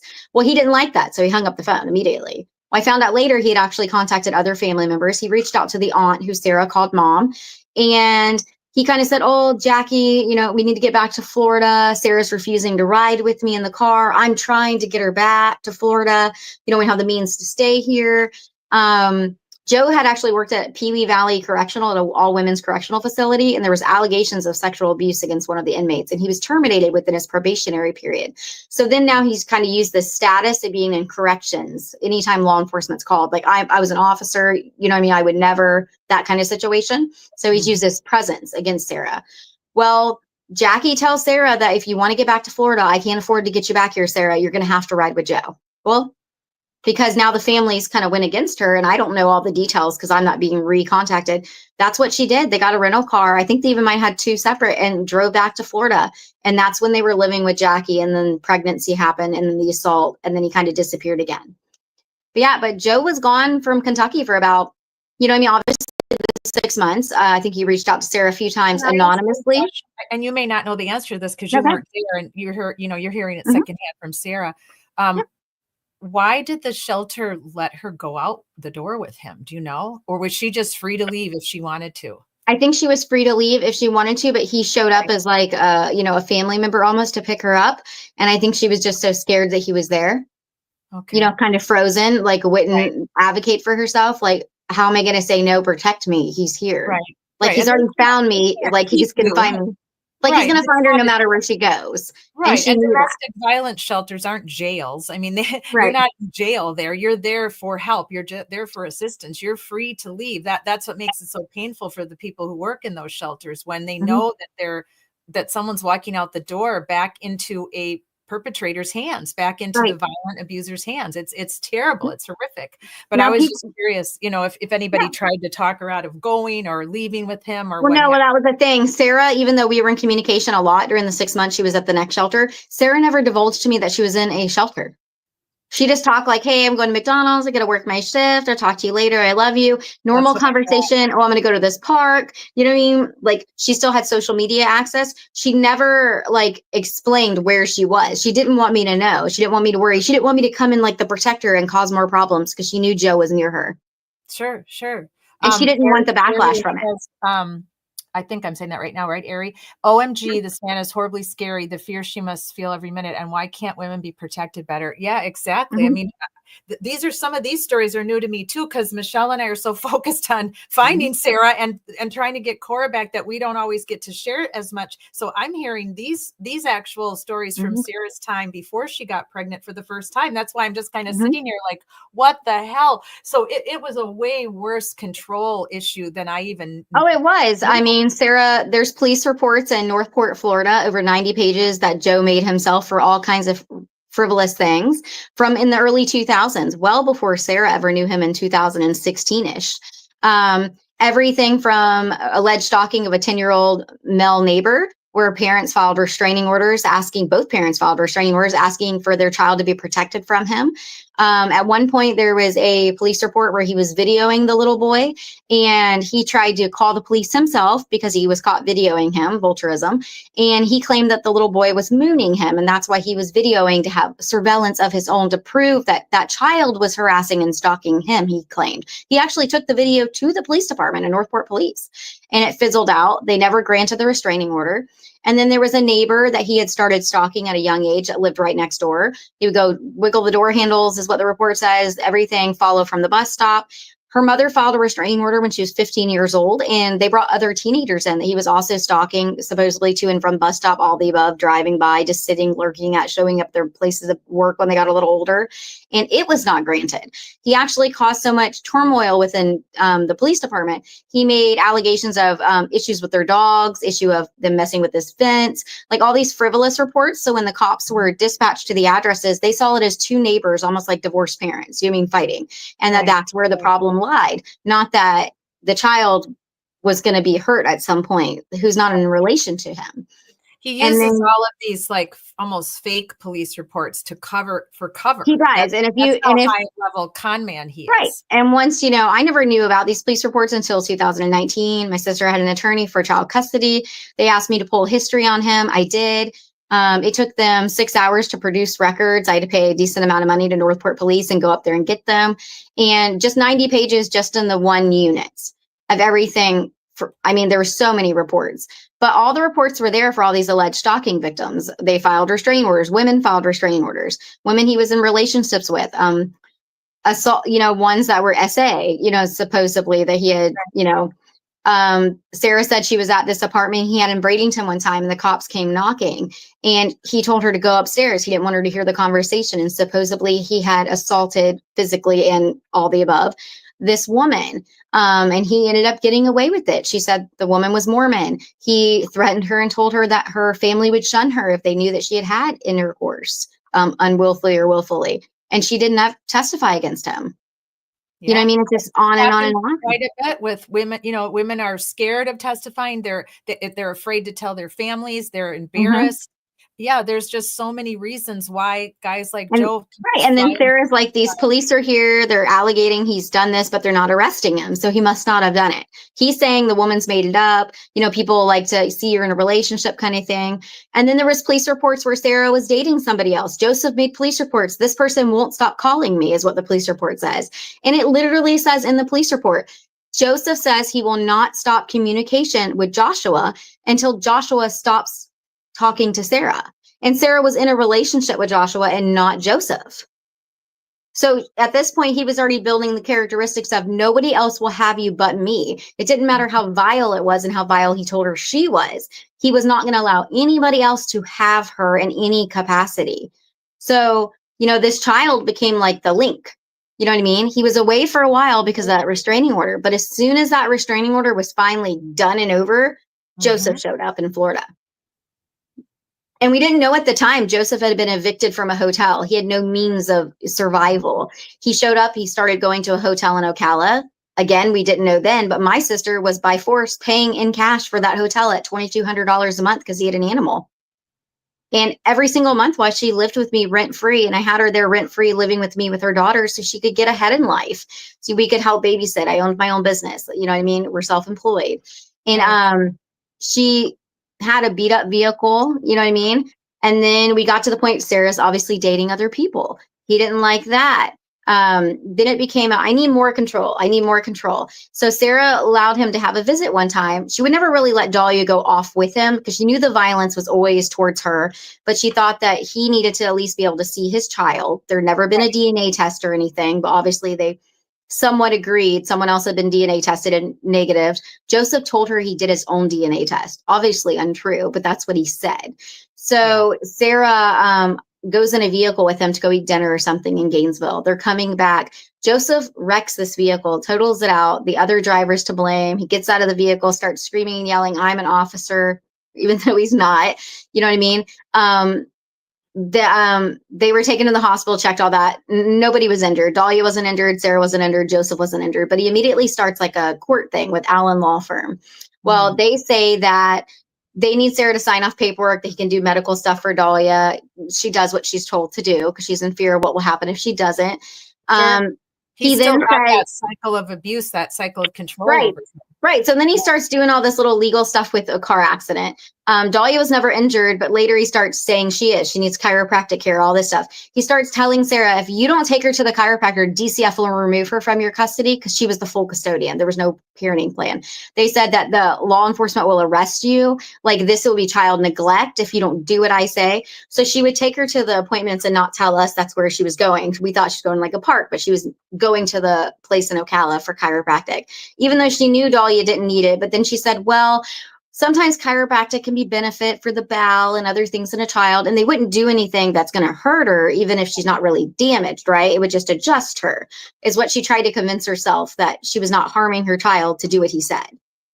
Because she would always say, in order to make sure Dahlia was unharmed during any type of visitation with him, whether she was there or not, the happier you keep Joe, the happier he is, the less violent he's going to be when I'm not around and she's with him.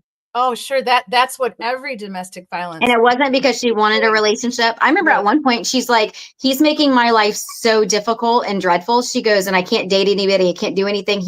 Then he started logging on as one of her devices and had full control. She would change all these phone numbers, get new cell phones. We didn't know how he was stalking her. She would literally get a phone call and he would tell her what she was wearing, where she was on the road, where she was traveling. If she had left her daughter with me to babysit and went to the beach with friends, he would send her text messages. So she knew he knew where she was, but not how.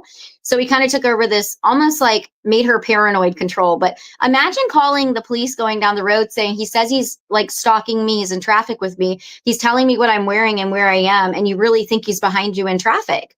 How stupid would she have sounded on the phone? That's what she told herself. They would think I'm crazy, and he would be telling them I have mental health problems. Here's proof. This happens to so many women, though, this exact kind of behavior and what you're describing, that Sarah's not alone in what she experienced. This is classic gaslighting, classic manipulation, classic harassment. He uses every tool in the tool book of domestic violence abusers. That everything that's on that wheel of power and control and manipulation, it's horrific. I didn't realize, Michelle, how bad it had been for Sarah prior to her going missing. I feel a different level of heart sickness now, even more. I thought maybe she was more free of him. No. And that's why we'll go through it all, but we'll kind of make it a little quicker versions of it. So Sarah's living with me. Now she's told, she gets a random text message middle of the night. She's told to come to Gainesville, Florida. Joe has he's left and kind of come back to Florida. He's at this hotel. He tells her he's on vacation. So she believes that maybe he is on vacation from work because he was gone for a little while. He wasn't here the whole time. He was just kind of visiting. He did leave her alone. So she's like, oh, okay, we're just going to kind of co-parent. She'll get to see her dad. He hasn't been really truly violent to me yet. He's just kind of being aggressive. You know what I mean? And she felt like a court at some point is going to make me do visitation plans with him anyway. So I might as well try to do this as easily as I can where he doesn't feel like he's losing power over the situation. Well, Joe goes and he comes back. He says, hey, come to this hotel. Sarah doesn't drive at night, so she leaves. And I know she's like scared of the dark. She's not good at driving at night. She usually doesn't travel at night too often. She would work more of the daytime hours when she could. And I was like, where is she going? But she wasn't answering her phone. It's like, okay, well, she might just be going with friends, but she took Dahlia. It was weird, but you know what I mean? Unlike her to kind of just ignore text messages to me. Right. Well, then, she's communicating with me the next day. She says, old Joe came into town. I guess he's on vacation. I'm just going to stay the weekend. I booked this hotel because I don't feel comfortable leaving her with him. You know what I mean? Seemed like it was going okay. Just kind of going out to lunches, going to parks, things like that. Well, then it immediately went unnicely. Sarah was in this hotel for about a month and a half, 2 months, I think, in a hostage style situation. She didn't come home. She wouldn't allow me to come grab Dahlia. She said, he's taking my car seat. He will not let me leave with her. She was an exotic dancer by this point. Before that, she worked at a Subway. He says, she's making me where I have to go to work, and then I come back and I have to hand my money to him like a pimp. He won't let me take Dahlia. He takes my debit cards away from me. So he's making it where she can go and have access to her car, but not take her child. She can't come get the child. You know what I mean? He's got possession of the child. Right. So she said, yeah, she goes, I would tell him, oh, I'm hungry, because he wouldn't let her eat much food. And he would tell her she was getting fat when Sarah was always the size of a twig. She's the size of a 16-year-old, if even. It's like 5 feet, right? She's like a 00, like not even a 2 at this point. She's had her child. You know what I mean? She's little. She's 5'1". She looks about 100 pounds, period. She was maybe 116, like it says online, because she was pregnant at one point in her life. But Joseph will not let her kind of leave the situation. He's now kind of pimping her out. He tells her, oh, if you're hungry, drink coffee. That's how you should fill yourself. You should work harder and make more money if you want to eat. So, and then she's like, okay, well, at least we're feeding Dahlia. Then she would call him and tell me stories. She's like, Michelle, she's like, he's literally like, she was breastfeeding all the time. She goes, now he wants me to do formula, so it's easier on him. She goes, but he won't change her diapers. He's not really giving her the bottles. He's not making it right. He doesn't want me giving her my breast milk like it's contaminated or something. And she said, he's taking this formula at Targets. He's getting formula and he's putting flour in the cans and he's turning it back into Targets. She goes, and if they won't take it back like a return because he says it was opened or something, he'll just go take it, put it on the shelf and snatch it. Well, I call every Target in the Gainesville area because I don't know which one he's taking it to, and they're not taking it seriously. I was like, listen, if you get a dad that's a first-time dad, flour looks like powdered formula. He's going to put it in a bottle, give it to this infant, and never even know. The mom's not going to know. He's just going to assume mom opened the can. And nothing ever happened legally. They didn't contact the police. They didn't do anything. Unbelievable. So Sarah says, I don't know what to do. Like, you know what I mean? Then they go on a trip to South Carolina during this point. She goes, I paid for the whole trip. He wants to look at places. He's acting like this is where he wants to move. She goes, he took photos of me. He took them around to different exotic dance clubs. He's writing down. She even still had the like handwritten things he was making. He was writing out like mini applications for her handwritten. Like, I'd like to apply at this club. If you give, you know what I mean? I've got experience. I worked at this club. So he's pimping her out to clubs so he doesn't have to work. Well, they come back. It doesn't go well. Joseph says, well, this accident attorney called me back. I need a copy of the birth certificate. Sarah says, okay. So he says, no, we're going to the health department. And she's like, well, I can just go get you a copy. No, he's going to take her. And he tells her she's going to go. She's going to shut her effing mouth and she's going to do what he says. He drives her down to Ocala, Florida to the Marion County Health Department. He fills out all the paperwork. He changed her legal name. And he added himself to the birth certificate. He got the printouts. Sarah had to raise the right hand. Of course, she had to do, I swear and confirm this is correct. And he took the Social Security card, too, that Sarah had in her possession. So he had all her legal forms. They go back to the hotel in Gainesville, Florida. Joseph, 2 days later, he lets Sarah leave with these other girls. They're going to go work at another club and try to make a little more money at this club. Sometimes they would travel, but usually she worked at the same club. Well, he calls DCF and says, my daughter has a sexually transmitted disease from her mother. They immediately respond. Yep. They send officers out to the hotel. Sarah is with these other girls that she works with. Joseph, she had dropped the baby off. You know, she's still a toddler at this point, off with not somebody she physically knew, but somebody else that these people let babysit their children. She had already given Joe the address, everything. He knew where the child was. And it happened this way because she was going to bring her to me. And she says, but if I bring her to you and he finds out, he's going to go into a rage. He would rather probably a sitter. He knows he's supposed to be watching her so I can go to work, but he's not here. He hasn't come back because he was making it where she couldn't go. So Sarah made an impulse decision to go drop off Dahlia at a sitter with these people were familiar with their children and go to work this club and come back. When she came back, Joseph, she actually had to send him the money to get another car seat because she had the car seat too. So, and he went and picked Dahlia up. That's when he made the claim of like a sexually transmitted disease. Sarah gets to the hotel. Officers are there. They won't let her go into the hotel to the child. He supposedly provided paperwork. They're like, DCF's on their way. She calls me. She's like, they won't let me go get my property. They won't let me have access to Dahlia. They won't let me take Dahlia. They say he has a birth certificate change. It doesn't matter if it's completed. It's in the works. He has paperwork showing there's a name change and he's on the birth certificate. By law, he's a legal parent. You will be arrested if you enter the hotel. So Sarah calls me. I live an hour away from where she was. I made it to the hotel before DCF. Joseph has actually provided paperwork that is Sarah's medical paperwork. She went to the doctor that week to get checked for a UTI, just a urinary tract infection. And he was waving that paperwork at the officer saying it was Dahlia's medical paperwork. They never even read it. They just went by what he said as truth. And he called her a prostitute, an exotic dancer. He said she was an addict. She's on drugs. That's where she's at now. She's out using with her friends. DCF comes on site. I explained to them the situation. She's lived with me. He's kind of been held in her hostage. This is like a domestic violence thing. He's now changed her name. They're like, well, we can't do anything. She's with a legal parent. Then the officers come outside to intervene. Joe tells them he's going to Kentucky. He's going to leave and he's going to go to Kentucky, 12 hours away. They tell Sarah, if you touch the child, you're going to be arrested. And she's like, F that. She walks up and says, you're not taking my kid, Joe. You're not. You know what I mean? She's like, you're going to give me Dahlia. And they said, ma'am, if you approach him one more step, we are going to arrest you. So I had to literally physically grab Sarah while she's crying, kicking and screaming and pull her back while he snapped that baby in a car seat and he drove off. Sarah gets in her car and follows him. Gainesville Police Department pulls her over because he calls it in. She's behind me, zigzag, so they can pull her over. They threaten her again with arrest. She obviously doesn't care. He's taking her kid out of state. DCF is provided a fake address that he does not reside at. They don't confirm the address or any information before he leaves out of the state. He leaves in a rental car that is up for repossession that he's not been paying on because he didn't come to Florida with a car because he had totaled the other car. And Sarah has no idea where her child's going. So we then spend, I think, about 6 hours at the PD, so the police department in Gainesville. They were not helpful. The guy basically held me and Sarah in a conference room. He says he was the supervisor on duty and he could arrest her at any point if she opened her mouth again. That's what was going to happen. He basically just held us there long enough so Joe could get out of town so she couldn't follow. So then we went to the sheriff's department to explain the situation. They immediately looked up stuff online.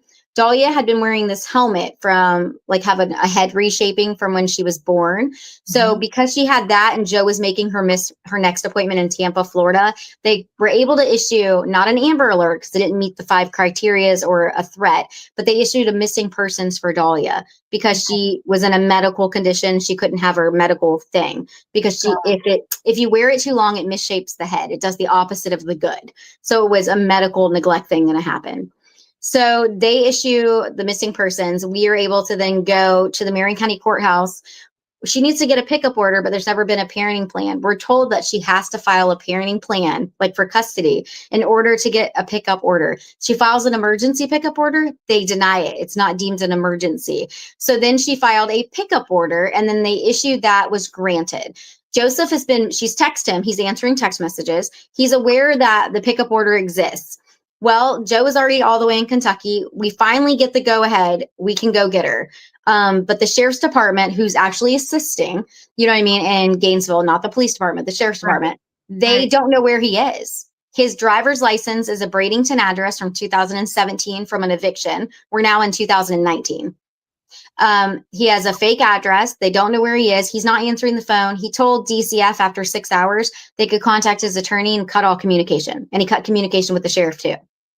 So I skip traced Joe. I basically interrogated my sister for 12 hours driving. I was like, listen, there has to be somebody he knows, somebody he associates with. You have to remember he has to have at least one freaking friend. Because at some point he lived in Kentucky, right? And you were there around him. He had to have somebody. And she goes, I do. I remember this one guy. I was like, okay, what was his name? She goes, I think his dad did like insurance or something. They lived in a nicer area. But him and Joe had like a falling out. Well, Joe had lived with him for a little bit. And I was able to locate him. And Joseph was not at his house, but he was around his house. He was picked up in Kentucky on the missing person. They pulled him over at like 11 o'clock at night with her driving around. But they didn't hold the child. They only canceled the missing persons. because the child's been located. So now it's canceled. Right. So then he continued on his journey. Well, we get to Kentucky. We know he's in the roundabout area, but we can't find him. He asked Sarah on the way, "Are you coming alone?" And she said no. She didn't say who she was with. Well, he cut communication with her because he thought she was going to come. The abuse was going to restart. They would get a hotel or something somewhere. She would work. You know, the same cycle will just reinvent itself because of the child. That's what And he it- wanted to have. And happen. I was the guardian over her and the power source, you know what I mean, keeping her Right. safe. And he doesn't like that. So the only reason he turned Dahlia over to us was because the Alachua County Sheriff's Office contacted him by phone so many times and he refused to answer that they left him a voicemail stating he had 15 minutes or they'd be issuing a warrant for his arrest. He turned her over within 5 minutes. And we'd already been in Kentucky for over 2 hours. Oh my God. It was just a whole, so remind you, we're tired. I drove 12 straight hours nonstop. Yeah, And it's like a I didn't nightmare. sleep. Her child was kidnapped. And I didn't leave until 2 p.m. So I had no sleep and up all day. I don't know. Pure adrenaline got us there. We would get tired. And I was like, nope, you got to think of something else. You got to give me something else. It was like she's typing and stuff on Google that I'm telling her to do as I'm driving. Well, we get Dahlia, we get a hotel room, we sleep. They give us a late checkout. I explain the situation, sleep as long as we can because Dahlia is not sleepy. She's just kind of like, what happened situation. She's frazzled. It took us days to get back. And my husband watched my kids because Dahlia wasn't able to make that 12-hour drive. So I don't know how he did it with her. Yeah. She just wasn't. We split it up we went to strawberry farms. We went to like a little dinosaur walk park. We stopped at all these places and documented kind of on the way back and most normalcy she had at that moment. Well, then 2 days later, there's a Zoom hearing. The judge in Ocala, Florida realizes that the pickup orders happen. She's issued it. She notices the name change and she states there's a P.O. box being used on the birth certificate change. She goes, "Miss Ebersole, do you live in Kentucky?" It's a P.O. box in Kentucky. It's obviously one handwriting on the change. Right. And she says, "No, ma'am." And then she says, "Okay," but she never goes, this is what like domestic violence, if they would just ask more questions in a way where it's not invasive, but it's getting the point across. Right. Did you sign this under distress? Was there, any little thing like, what I mean, was this willful? Were you in agreement? She might even said yes then, but you would have saw the quivering with her. You know what I mean? That it wasn't. She's just, you know what I mean? And they weren't even in the same courtroom, but she knew the potential of him being right back was going to happen if she said no. And she knew he was going to drive 12 hours straight. He'll drive 12 hours straight back to attack her. So the judge just kind of agrees, okay, the parenting, the name change has happened. And obviously other people have said, they can't just walk in a police thing. You're not supposed to be able to do a formal name change. You can do like we spelled something wrong in her name, that kind of thing. Right. But for whatever reason, regardless whether the law works in this scenario, her whole entire name was changed from Dahlia Marie Van to Cora Dahlia Mayton, and he spelled Dahlia differently. He spelled it completely differently. Right. And he was never on the birth red flags there. And he was never on the birth certificate, and he was added to the birth certificate. So it's like, who do we fault? Do we fault the court for not asking more questions? Do we fault the person at the health department for allowing that full thing to happen? Because how did it happen? Because he wasn't on a birth certificate. There was no legal name change. It was a complete debacle. And then it's like, how is it truly valid when there wasn't a formal name change order through the court to adjust it at the office? Right. And the judge didn't say, oh, no, we got to stop right here. It didn't happen. So they open up a custody thing. The judge is not happy with Joe. He's being cocky on the Zoom. He didn't do what he was supposed to do to be on a Zoom. He was supposed to appear in person. She's going to give him so much visitation. So he shows up in Florida again, hotel. Sarah's paying for the hotel for a solid year. They get visitation. He's making like little things, making it hard on her. He tells her, "I'm going to make sure you never can go to work. I'm making sure you can never make money. I'll be late. I'll be early, whatever. So you can't go to work. Michelle's not even going to be able to work out the schedule, how bad I'm going to make it."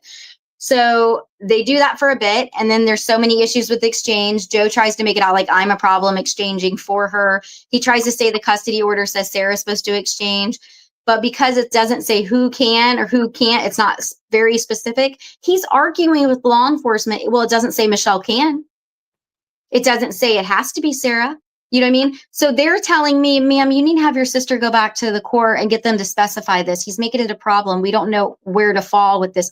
I was like, clearly she lives in my house. The residency is at my house. She lives with me. She lives with the mother, regardless of the custodial plan. You're her blood niece. I mean, she's your blood niece. Well, it just became report after report. So then Sarah, even though we're watching her rent free and, babysitting, she takes Dahlia and puts her in a daycare. So on the days that she has to exchange with Joe, she doesn't have to see Joe.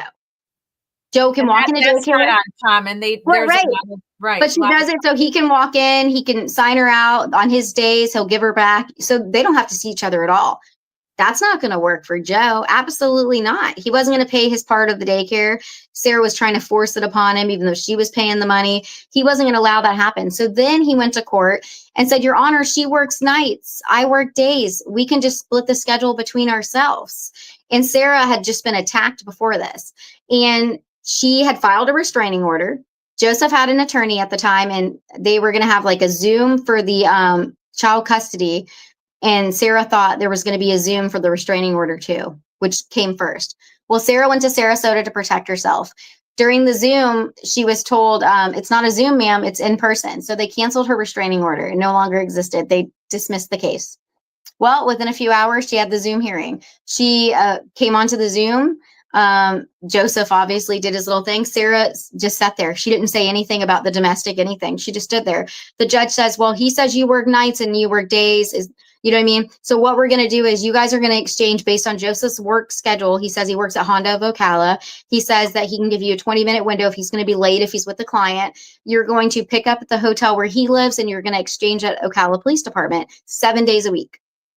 And the day that he has off is the day that he'll have the child the full day, since he's spending less time. So he got the overnights. Sarah worked days.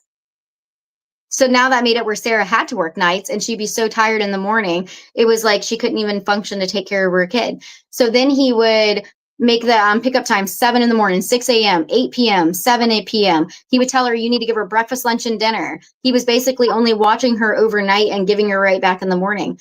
But then when Sarah would show up early, he texted her, why are you here? It's not 9 o'clock yet, if it was a later day.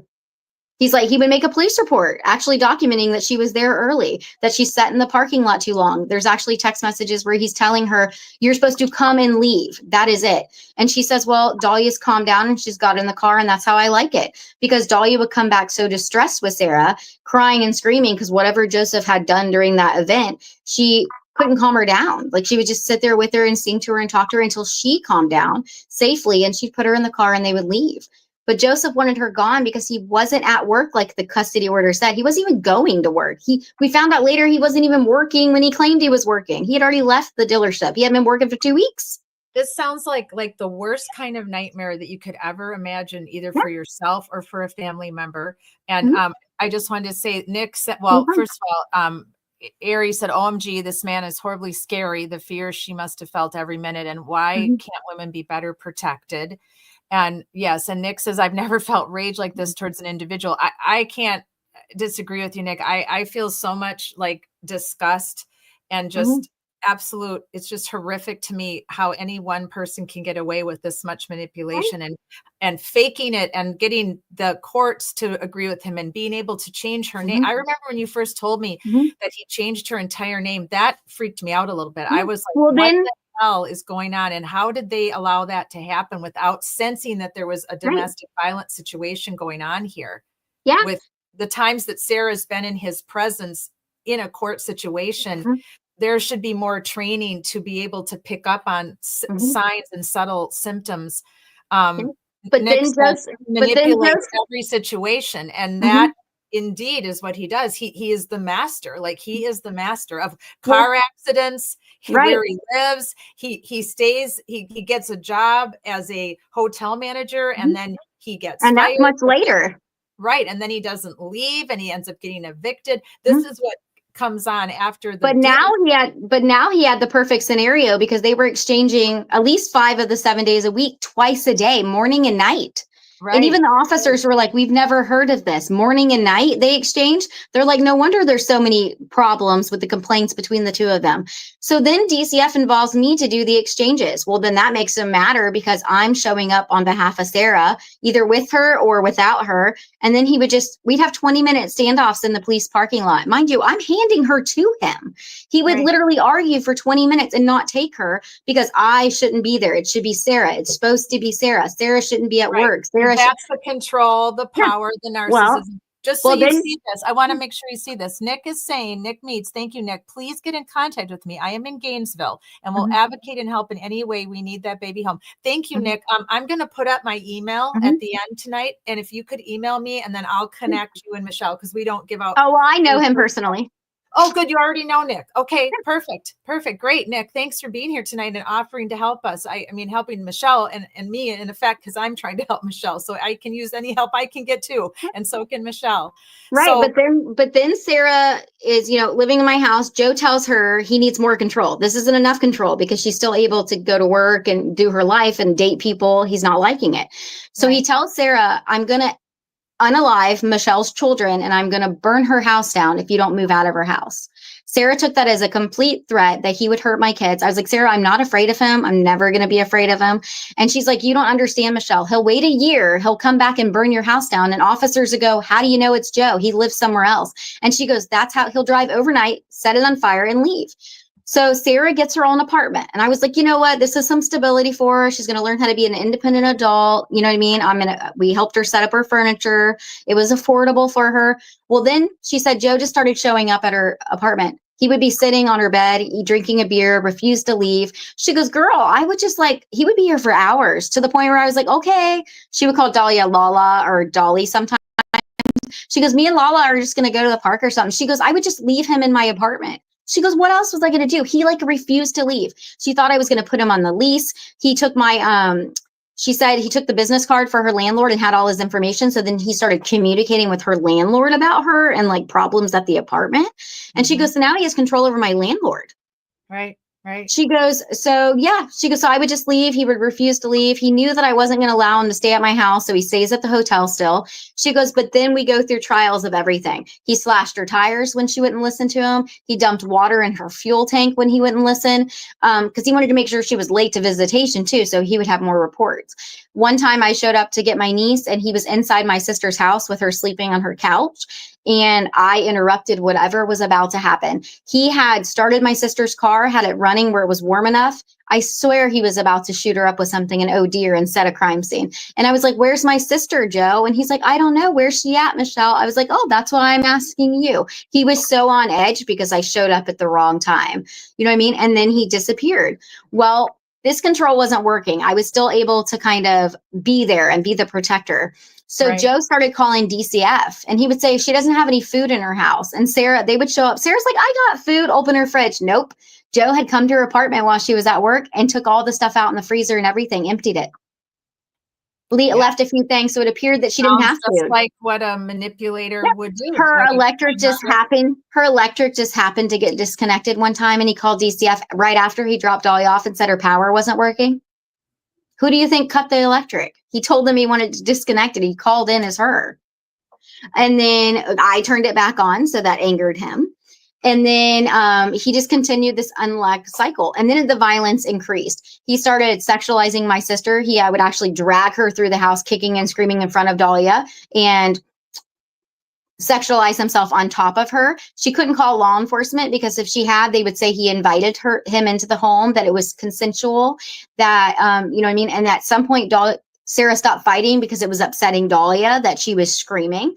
So she would just sit there like a mute and allow it to happen because she had no one to protect her. Again, no police reports filed through. So then Joe needs more control. He comes into the house one day, she's showering. He cuts down the shower curtain with a knife and he goes up and down Sarah's body and he descriptively tells her how he will gut her and drain her down the drain. And he took Dahlia. So she couldn't call law enforcement. He now had possession of her child. Well, Sarah decides then, okay, I'm dating this guy. It's going okay. He's asked for me to move in a few times. Maybe I'll just move in. I'll feel safe. I'll have someone with me all the time. It's not because he lived over by the beach. So Sarah moves to Port Orange. She moves out of her apartment, takes Dahlia, obviously. Well, Joe goes to the court and says, Your Honor, Miss Ebersole can't move out of the county. We have an open custody case. She goes, you're right, Sarah. You'll now have to visit between 9 and 5 within the county. So now it's she's got supervised almost visitation. So Sarah was gone for about 2 weeks. She moved, then she calls her landlord and gets the apartment back. All new, she has to go thrift new furniture. She moves back in. She tries to go back to court. His attorney pushes it out forever. So then Joe goes, mind you, she was in Port Orange, so that's Daytona. Joe then takes a job at DeLand Hagen Hyundai or something over the Hagen DeLand. Yep. Well, he puts Dahlia in a daycare in DeLand, which is outside of Marion County. Sarah now cannot go pick her daughter up because it's outside of the county visitation from 9 to 5. So she can't pick her up. And he can because it's his job. So he's right, because he's not been told 9 to 5 in Marion County. Unbelievable. So he withheld, and it would basically be like, until you give me the amount of money I say, until you drop all the DoorDash food off to me, until you order this for me, I'll let you visit a little. And then it would be things like, well, the court said you got to give me 24-hour visitation, Sarah. Like, you got to give me notice. She would email and text notice, and he said, nope, you didn't ask in the way you're supposed to. Try again. And then she would, I want to have her all week, Joe, from 9 to 5. I'm requesting all week. He goes, nope, you didn't provide me your email and your new phone number you have, Sarah. You have to give me that. But they were ordered to use a court-ordered parenting app, so he didn't need her actual phone number. She could give him a text app number, not connected to her phone. But he always needed the phone and the new email to connect to her devices to stalk her. And that was just a continuation. Then we find out how he's stalking her. We go to the sheriff's department in Marion County. We actually went to different agencies because we're like, do we need to deal with OPD because she lived in Ocala? Or do we need to deal with Denellen Police Department because I live in Denellen? Like, where is the interactions happening? Right. And then we went to Marion County Sheriff in Denellen. No one understood technology, even layman's terms, explaining to them how Gmail worked and how he was logged on as a device. So he had all the access of a device. No matter where he was, he could see text messages, phone calls, emails. He could sync her passwords, her banking, anything she did on a phone, he had access to like a mirror. He could see everything. And the officer he logged on the Marion County computer. It showed Joe was at the hotel in Ocala. He was logged on for 1 year as one of her devices. He synced her data 3 times in front of the officer, meaning he mirrored it all and downloaded it. And he changed her password, and they did not arrest him. About 5 hours went by. A different officer out of the Ocala division called us and said, mark my words, it's not against the law for him to know her location when they have a common child together, is what he said. And I flipped my ever-loving biscuits. I was like, do you not understand that he literally sexually assaults my sister? He's sitting inside her house when she gets home. He breaks in, he steals her money. He moves shit around like little trinkets. So she'll know that he's been in the house when she's not home. Like, it's a whole sociopath thing going on here. It's not just slashing her tires. This sounds like the worst possible movie you could ever watch. It reminds me a little bit of some of the old horror relationship, domestic violence type movies that they made back in the 80s and 90s, where there's all this psychological manipulation and the person is a sociopath. Right. And they're getting away with it because they don't look like a sociopath, because they don't look like and he looks like the guy next door. He dresses in polos. He wears khakis with the belt. He'll wear loafers. You know what I mean? He looks like he's going to the car lot. So as soon as he says she's an exotic dancer, but he calls her a prostitute instead to make it sound worse, they're like, oh, I would have done the same thing. So all of these documented manipulations, court, police involved, the court involved, your witness to so much of this. And yet in 2003, just for our audience, in 2003, I have to just fly through the beginning because this is Sarah's case deck. Sarah goes missing. 2023. I'm sorry, 2023 is what I meant to say. 2 years ago, on March the 3rd, was the last that anybody heard from her, the last of any pictures. These are pictures Michelle provided with me of a tattoo, of what her nails look like. She was wearing this cowboy hat for a while. These are the shoes she was wearing. So she was, this is a missing flyer that, this is the old one. I have the new one in here somewhere. It was in that same realm. Yeah. It's up to 20,000 now. But on March 2nd, 2023, Sarah meets up with some people at a gas station not too far from her house. So this becomes a very kind of complicated situation because we have all these players involved in this kind of theater of the absurd. And Joe is obviously one of them because, again, like I was telling you guys earlier, 82% of women who are missing and presumed unalived, it has been done by the hands of their former husband, their current husband, or their former boyfriend. Those are extremely high percentages for the police not to even consider Joe as a person of interest, correct? I mean, extremely high. So these three people that she met, she either knew them super casually because they might have ran into each other before at this Circle K, or maybe they knew each other because this town is so small, Reddick. But she decided to go back and she got a ride to this gas station from a friend. She decided to go back to this house and go to like a party, small house party with these individuals. And this is one of them. This is James, and I always say his name wrong, but it's Robinson, correct? Yeah, James Michael Robertson. And he, AKA Bubba, that was his nickname. So she meets up with this Bubba. They get a ride from his friend over to a house that was sort of like a duplex. Now, this is at approximately 10 o'clock at night, based on this photo that was taken right in front of the Circle K. So we know Sara is still alive and well at this moment.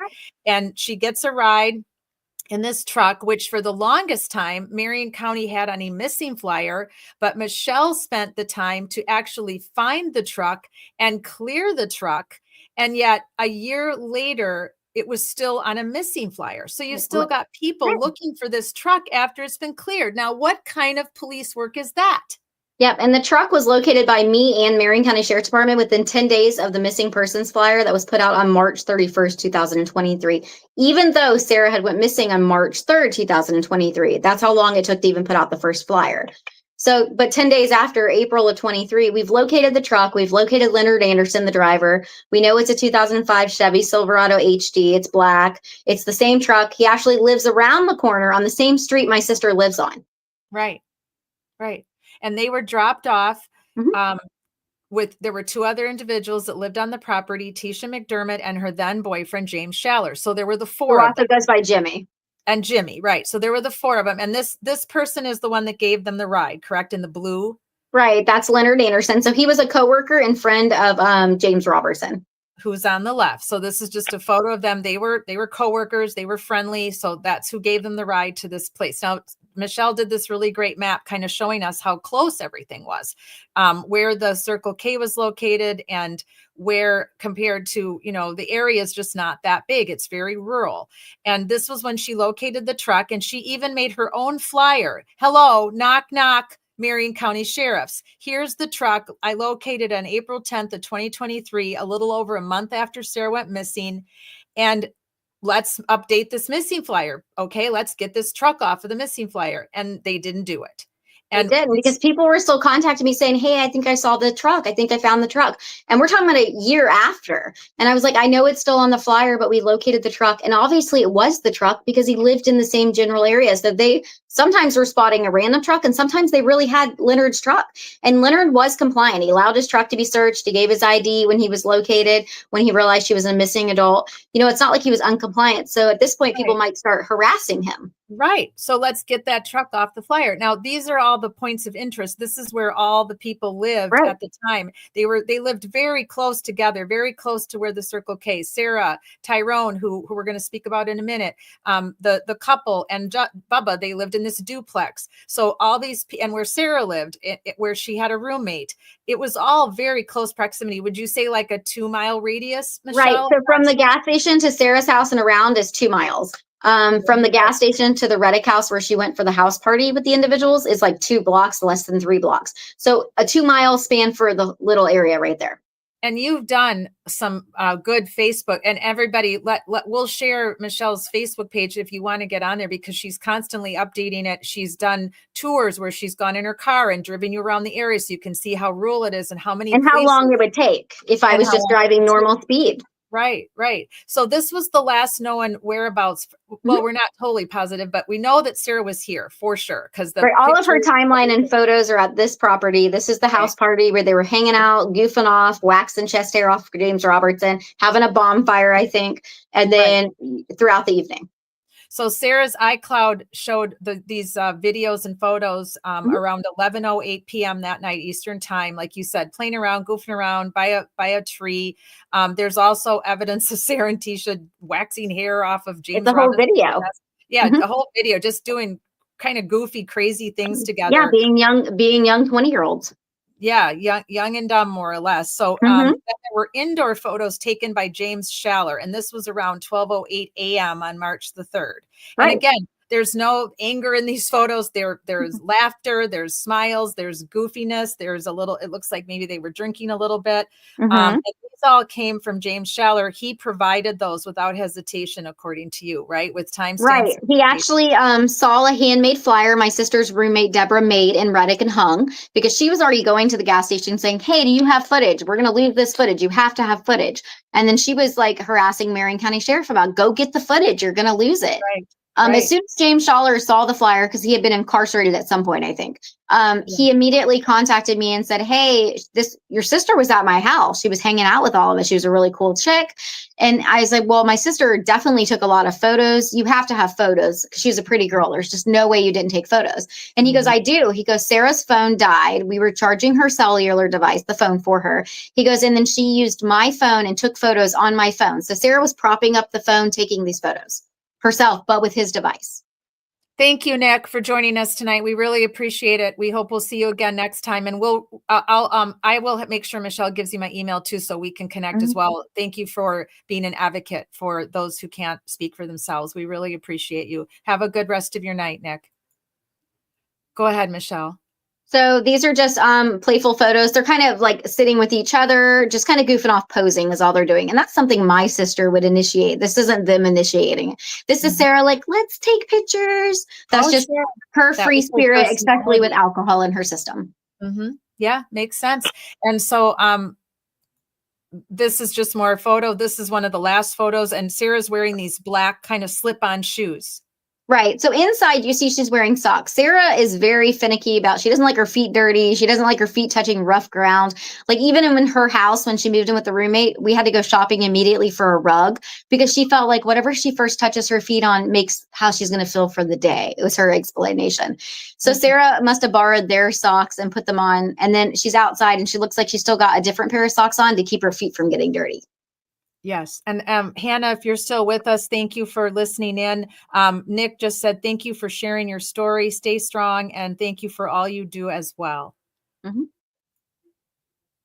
So that much we all know that it basically what happened next is that what you knew in the beginning before it all came out is that you thought she was waiting for a ride and that there's possibly an Uber driver involved. So for a while, you were looking into an Uber driver that had been possibly involved in picking up other girls and giving them a ride home from this particular club, this Cafe Risque. So he was involved for a while, but then he was eventually ruled out. But James, when they got James Robinson's phone, they were able to for sure let you know that Tyrone was at some point texting with Bubba and told to come over and party with him and Sarah, correct? Right. Now, Marion County just put that out on March 3rd of 2025. I wasn't aware of the extra details of that. We were just aware of We were just aware of person of interest, but Tyrone actually came into this scenario at December of 2023. I didn't know he had been arrested, but they had arrested him for lying about his cell phone because they asked for it. He said he had broken it and he no longer had it. He had disposed of it. Well, it was a lie. So Marion County Sheriff moved on to get a warrant, arrested him. He was released the next day, but they got a warrant and eventually he turned over the phone willfully because of the warrant. It wasn't because he was going to give it. It's because they had the warrant. So he lied that he didn't have the phone anymore. Right. He said he threw it away because it was broken. And then they found out through other witnesses, basically, or I think through his own girlfriend, that he did have the phone. Right. But I didn't. But in December, I didn't know anything about that. But what I did know about is I was checking the FDLE website and all these other websites is pretty constant to see if Sarah had been added. I was kind of already arguing with the Marion County Sheriff. Why is my sister not on these databases as a missing adult? It's been, it's been 8 months, 6 months. We're pretty up there at this point. Well, I noticed, Sarah's finally on the website. I was like, oh my God, but they used such a horrible photo of her. It's one of the photos from that night, but she's like literally moving. So it makes her look blurry and kind of contorted. And it makes her look like kind of the realm of what they're probably trying to depict her as. But there was clear images and they chose not to use the clear ones, which is just beside me because no one would even probably recognize. Yeah, that's just ridiculous. Why wouldn't you want to have a clear image of her face? And but in this, But in this little article, it states that Sara may be traveling in a 2017 Hyundai Sonata blue car with an exact tag number. It says she could be wearing black shorts, a white tank top, black pants. It's got different whatever. It says she may have a tattoo. Well, clearly she does have a tattoo, so that was annoying. But I see the tag number, so I do what I do. I run the tag information. I figure out who owns the vehicle. I know their address, everything. I know it all. I contact I look up the person on Facebook. It's a Shayla Richardson. And then I go, I think I recognize this name, but I didn't know why. Well, Shayla had messaged me in October saying, oh, I live in the general area. If you ever need help searching, we're just really, you know what I mean? Just kind of concerned like anybody else. So I didn't think anything of it. Well, I reach back out. I see her message like, this girl's already been messaging me. And I was like, okay, well, let me just ask her. I called, I get somebody on the phone. It's actually Nadia Lofton. It's Tyrone's sister. She's yelling, cussing, screaming, saying, you ain't got to tell her nothing. Don't say shit to her. You ain't got to tell her nothing. I don't know why she's aggressive. I don't know what's even happened. I didn't know Tyrone had been arrested. I didn't know where they fit into the story.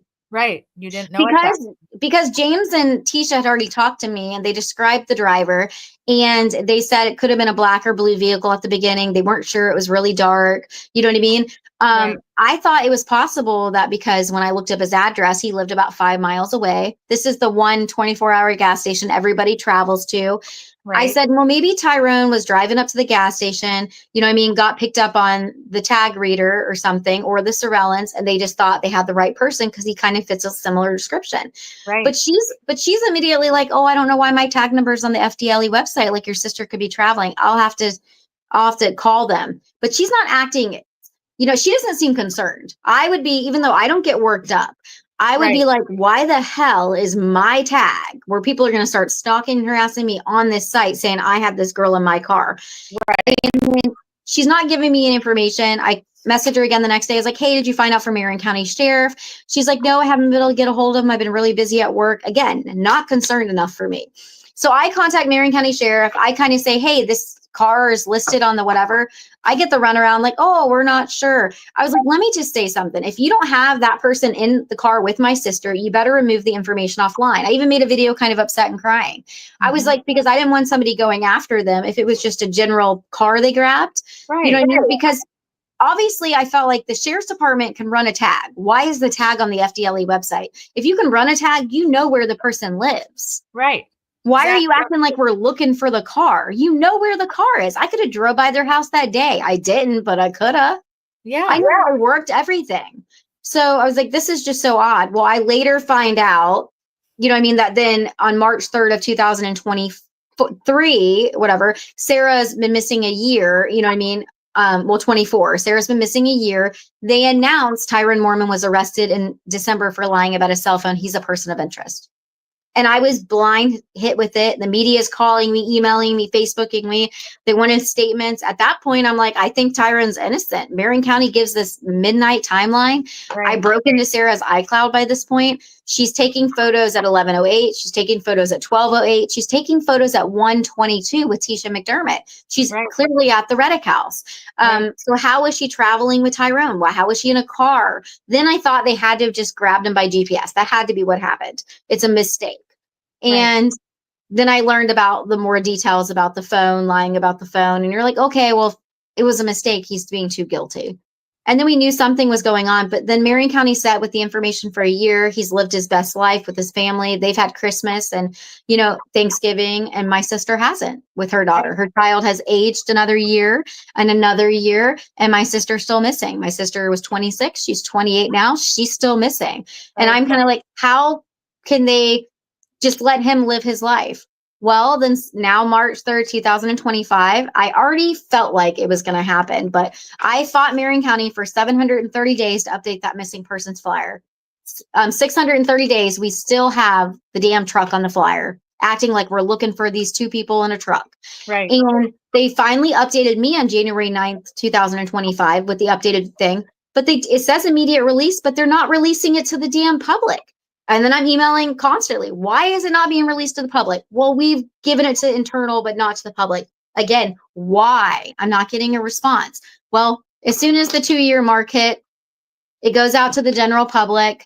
But 2 days before that, Tyrone Mormon's family immediately starts going on my Facebook. Not him. He's still not talking. His Right. sister, Nadia Lofton, his girlfriend, fiance, Shayla Richardson, his mother, Indy DeBose, whatever you say it. And then I thought was a paralegal, because that's what she called herself in a video interview with Marion County Sheriff, but the receptionist for the law firm for Bill Ramputi, who represented Tyrone. They're all on my Facebook. They're alleging that I've made the Marion County flyer. They've alleged I fraudulently made it. I've used a case number that doesn't exist, that it doesn't exist. Marion County's never given me a flyer. But then 2 days later, 2-year mark, Marion County announces Tyrone Mormon is still the person of interest and he's still not cooperating. And that's where we're at.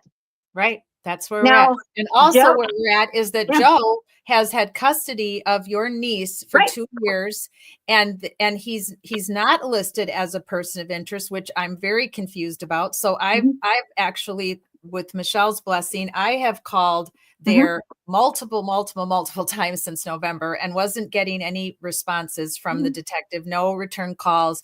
I guess supposedly they didn't get them is what I was told, but I finally was able to talk to the detective. Well, prior to the detective, I was able to talk to his sergeant, and I will say he was very kind to me. Right. And he was polite to me.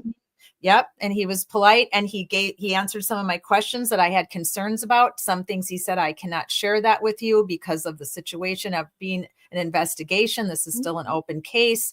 But I was very adamant about what is going on with Joe and what there's got to be something, because you don't just manipulate, control, abuse someone for that long and not be involved in what is a very mysterious disappearance. Not in my opinion. It doesn't make any sense to anybody who's heard about your case, who's heard about Sara, who's heard about what's been going on. The shoes has always been an issue for me because I try to make sense of it. So if Tyrone came to pick up Sara, came to party with Sara and James, Bubba, and then he's the one who gave her a ride home, because you believe she had to have gone home at one point because her shoes were found there by the roommate, the shoes that were in these pictures. Right. But we didn't know about the shoes until 8 months later. So Marion County did not go to my sister's house until, I believe, April 22nd of 2023. She'd already been missing more than a month, almost 2 months. They did not take any photos when the detective came. He just went through some of her belongings. He was looking for DNA items. I immediately noticed that her hairbrush wasn't there. They had a toothbrush, but I figured it was a plastic one. It was most likely one she used to maybe clean her makeup brushes, sneakers, or even the bathroom with, because Sara liked eco-friendly things like charcoal toothbrushes. But her makeup brushes were not there in her belongings, but her makeup was there. Her toiletries were there. She didn't have any of her dance wear missing. Her shoes were there. Her suitcase was there.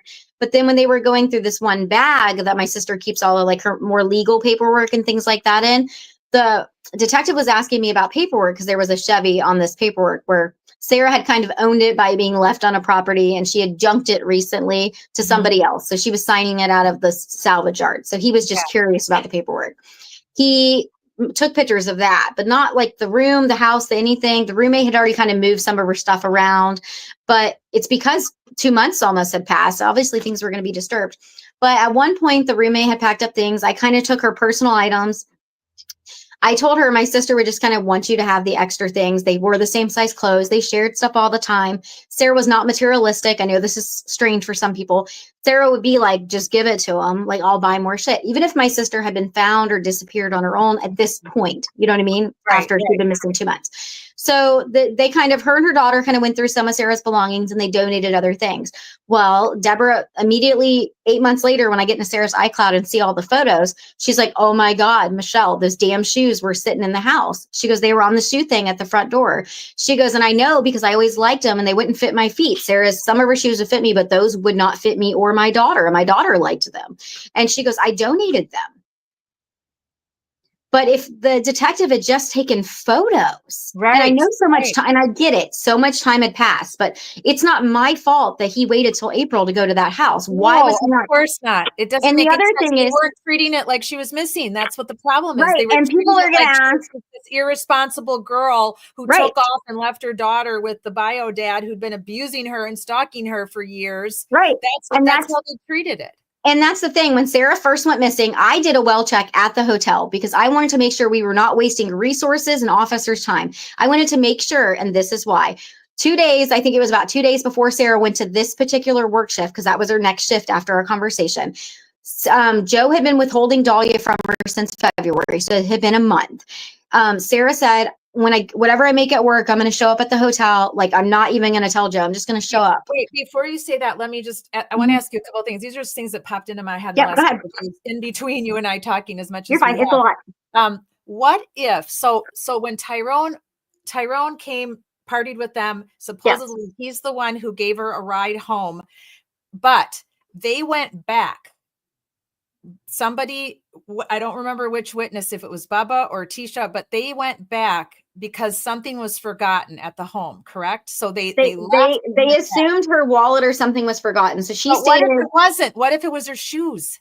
Because in that other photo, she's wearing socks. What if she forgot her shoes and said, I forgot my shoes? What if it wasn't the wallet? What if it was the shoes? Right. And that's a possibility.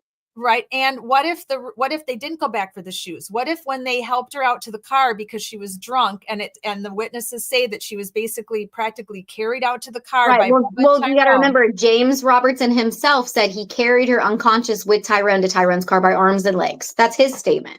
That's his statement. Correct. Mm-hmm. What if her shoes never left that house? What if the roommate is just confusing other shoes? I still think that's a possibility. I still think there's a possibility that Sarah never went back to her house and the shoes were with her when she went missing or they were left at that house. Right. But then her cigarettes and lighters were also outside on the table. And they, you know what I mean? They didn't appear ruined or been there for a long time. Most smokers have more than one lighter. I'm just trying to surmise that it's we know that she bought cigarettes, I believe, at the gas station when she bought wine. Right. But the reason that Joe's not talking and Tyrone's not talking, that's 1 + 1 = 2 to me. They both are involved in this somehow.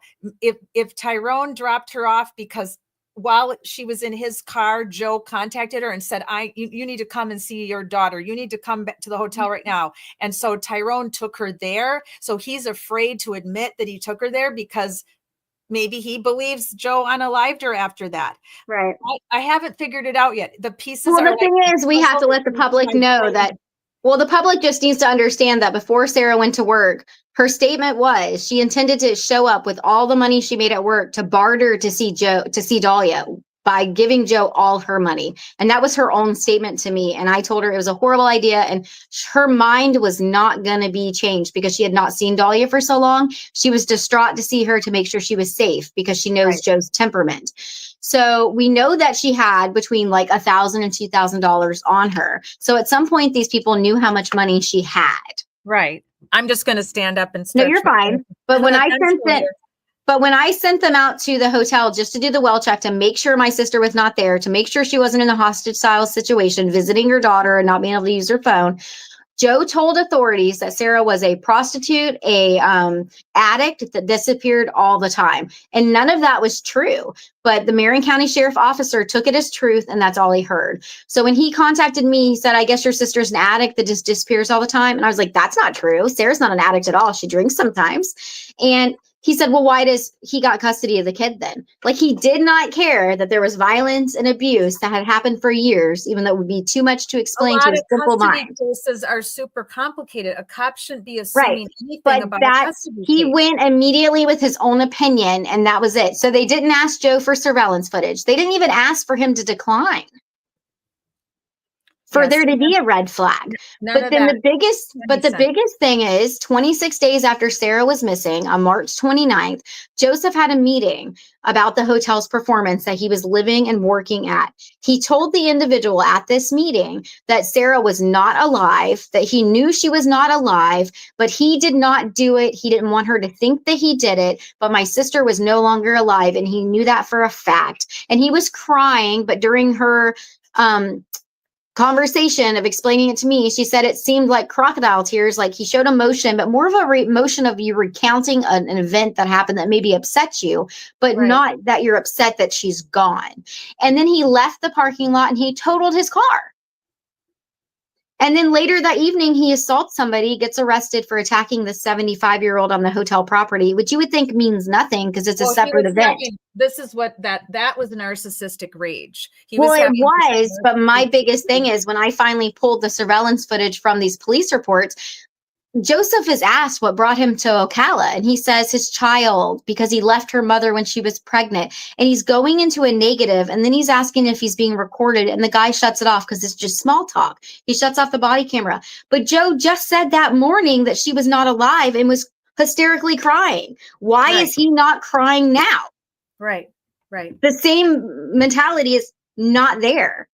Exactly. I believe that he does know that Sarah's not alive. And whether he did the final blow or the act of what happened to my sister, I think he absolutely knows. I think it's possible that Sarah reached out to him and either Sarah was driven to him or he picked her up. And it's possible if, James Robertson has stated to his aunt that him and my sister had intercourse, but I don't believe he ever mentioned that to the private investigator or to Marion County. So you have to go, it's likely if he was texting Tyrone, hey, you want to come over here? And then Tyrone saying, hey, see if Sarah wants to hang out with me. It's possible Sarah was drunk, obviously. She was under the influence. It's possible they could have slipped her something. She could have been dropped off at home. But her driver's license is Sarasota, so she would have had to verbalize where she lived if she really did make it home. And Joseph could have still picked her up or got driven to him. And what if something happened while she was with Joe? Maybe he didn't do the final blow. Maybe he's just aware of what happened. Maybe they got into a violent act because she was with other people and had an intercourse, whether it was willful or unwillful. Sarah would be the type to cry about it and divulge to Joe what happened. And Joe would immediately tell her how stupid she is and how waste of life she is. You know what I mean? Yeah. But for the property to be missing from the house, it's not just those DNA items. There's a binder I made my sister, and I moved my sister to that house with her roommate 3 months before she went missing. This is a huge piece of evidence, Michelle. That's why I'm so frustrated and confused with this right now. This 3.5 or 4 inch binder, whatever it was, that I put all her originals of all her legal stuff, all her text messages, all the threatening emails, everything he'd ever done to her from every device was in it with like little sticky notes for court in order. It's missing. The paperwork showing Dahlia had a name change is missing. And the teddy bear from when Dahlia was born, where it says Dahlia on the front of it embroidered, is missing. And her roommate was home from her little veterans military retreat trip with other women 2 days later, 48 hours. So in order for Joe to have had this stuff, to have taken it, where I think he's taken it, he only had 48 hours. And he would have to know something happened in order to go take it. And then we have somebody, the biggest piece of all will still be this. Somebody made an attempt on Sarah's Snapchat account on March 3rd, 2023 at 1:47 p.m. And the code to reset the account went to an old email from that 2016-17 email that I shared online. Yes. So in order for it to go there, you would have to be typing in old passwords, old phone numbers, anything recognizable that might have attached to that account because you're trying to figure out the password. Because when I got on one of my sister's newer Snapchats, not the last used, but second to last used in 2022, it did the same thing to me. So that's how I know you have to type in old information because I was typing in any emails I knew, any passwords, any phone numbers. You literally tested it. I did, and it went to that same email. Tyrone would not have known all her old emails or passwords, neither would Tisha, neither would James, and neither would Bubba. No. And it happened the day she went missing. If it happened a week later, I would say it was his psychotic butt being narcissist and looking through, trying to figure out what happened and why. So you know what I mean, for the timeline. But and then we saw now, think about it this way too, is if Joe either picked her up from her house, because that's where Tyrone dropped her off, and Tyrone witnessed Joe coming there, and that's why he's afraid. Because I asked Tyrone. Because Joe is threatening. Right. I asked Tyrone's mother straight out when her and I were texting, because I was trying to speak to her mother to mother and say, look, I don't believe your son hurt Sarah. I believe she was hurt in that 82% of domestic violence victims who are hurt by the person that is their spouse or their significant other, based on all of the evidence of all of the past of domestic abuse. I said, I'd like to try to help you clear your son. I was trying to reach out to the family and say, let me help you clear your son. He needs to come in. He needs to tell the truth. Did he witness Joe taking Is Right. he not talking because he's scared because Joe has threatened him and he's afraid to say because she has children for all. Right. Joe threatened to unalive you and your children. Mm-hmm. And I even said to her, I think that's a high possibility that your son has been threatened, and that's why he's afraid to say where he dropped Sara off, Right. whether it be at her apartment and then Joe showed up or was already there waiting for them, Mm-hmm. or he drove her to Joe's hotel. Either way, it's all within a close enough range.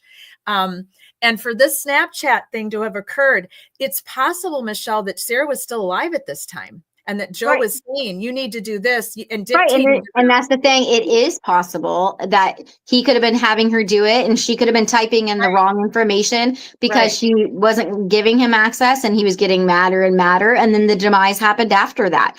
We don't know who made the attempt. And I don't believe I know that Marion County's never got a warrant for that email. And they've only got a warrant for the Sara Ebersole 69, her last used email. This one, right? And, Yeah. right. And we know from that email, me getting on it and providing it to Marion County, that all of her timeline for Gmail, because people are going to ask about that, was wiped clean for all time. Every location she'd ever been to. But her search history up till March 1st still was existing. And it said somebody viewed March 2nd and March 3rd. So they had to view it before they wiped it. Yeah, they had to have. So all of that evidence points to Joe. It does not point to Tyrone. And that's what I was trying to explain to Tyrone. In the Snapchat, you wonder if, because her device is obviously missing with her in the wallet, it's like, was she disposed of with her phone? And then they realized, oh shit, the communication was on Snapchat. It's going to have a map. What if her location was on? Yeah. Because I still have not gotten into that last used Snapchat. It says all of her information is incorrect. Right. Well, there's no doubt about that, Michelle. And that's what frustrates me so much about this is that Tyrone has every ability to clear himself completely. I think he's scared. And I've never accused him of ever harming her. You know what I mean? I think it's very likely a sexual act at this point may have happened that I didn't believe would have happened before based on him not talking and based on statements his family has made on social media. But I assumed he just drove her because Marion County has evidence that he drove her. But he will not even say that he has driven her. Like, at what point do you go, they have evidence that you do. They have evidence of text messaging. Just give it up. Right. Stop denying that you drove her because they have the evidence. You are still a person of interest as of March 3rd. And I've said on social media, if Joe is involved, whether he is or isn't, they cannot move on with the warrant for Joe in any capacity until Tyrone says where he dropped her off to move on to another suspect. But here's the problem for Tyrone is that they have made it very clear, and they put it on social media, on Facebook, that they know for a fact that he was with Sara at in the early morning hours. So he has to find a way to clear himself if he's been threatened by Joe. If Joe is not part of this, if Joe was just a horrible, manipulative, narcissistic, terrible person, but he didn't unalive Sara, then Tyrone is a lot of talking to do. He has a lot to answer for, because then he is the last person who saw Sara, because there is no one else that wanted to hurt Sara or unalive her. There's no one that just magically showed up and unalived Sara and disappeared her. It's one of these people. It's one of these people. There's 5 people involved. There's Tisha. There's if James Robinson unalived her, Bubba, and now he happens to be dead. So we don't know for sure. We can't talk to him anymore. James Schaller is back in jail because he's a crook and he's a con man and he's a thief. Joe is out living his best life, more or less, because he's free and clear and he's got the child and he can do whatever he wants and manipulate the system however he wants. And then you've got Tyrone. So one of those people had a hand, or all of them, or 4 of them, or 3 of them. Sara did not just disappear on her own. She did not just pass out somewhere on her own. And no, because the binder's missing. There's things from her house that are missing. There's too much evidence. And that's the thing. And it's not like Joe is coming forward and trying to say, I didn't go there. I didn't do this. He's not even saying, I already had the binder. She gave it to me. You know what I mean? Nothing. He's not divulging anything and he's not saying anything. Now, I already said something about the stalking. I want to mention that in the end of January, Sara got a new cell phone. So I think it was around January 30th. She started using the new cell phone number, and she messaged me the new number. And I said, why'd you get a new cell phone? And she said, because Joe is creeping again, meaning he's getting back on her devices. She also had a new email, and I would have never known it if it had not been for one of her accounts kind of giving me a hint of it, for an iCloud that she was using. Well, on February 4th, mind you, Sara hasn't seen Dahlia since February 1st. There is a screenshot of a Snapchat account on one of her other accounts where the person would have had to have an alternative name, and Sara edited it to Dahlia's Papa. It's Joe. And she edited it because Joe does not call her Dahlia. He calls her Cora. He refuses to call her Dahlia. So I know that my sister is the one that made that edit, and she screenshotted it to prove that he was stalking her. In February, he was getting back on her accounts. But now you probably want to go over like the DCF stuff. So Joe has basically skipped town. When you he's done all these different evictions from hotel to hotel to hotel. We've been notified at one point that my niece was before school. She was in a daycare setting. There was essay allegations against him, and he fled that area and an eviction. And then we've had recent allegations. Obviously, you've kind of connected with some of these people too, but people reach out because they see he's a problem. We were basically informed that he was using gyms, showers, and the men's restroom with her at different locations across Florida at different dates, as if he appeared to be homeless, but he had a vehicle and the child appeared to be scared of him.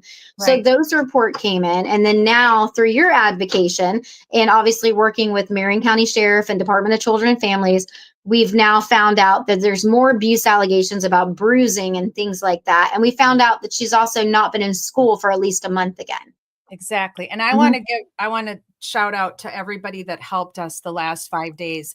We had so many anonymous, I'm not willing to be able to say, but so many people helped me. I had Michelle and I going back and forth. I was on hold. I made like hundreds of phone calls. It felt like in 2 days, but people actually helped me. They understood the severity of this and the need for this and the imminent danger.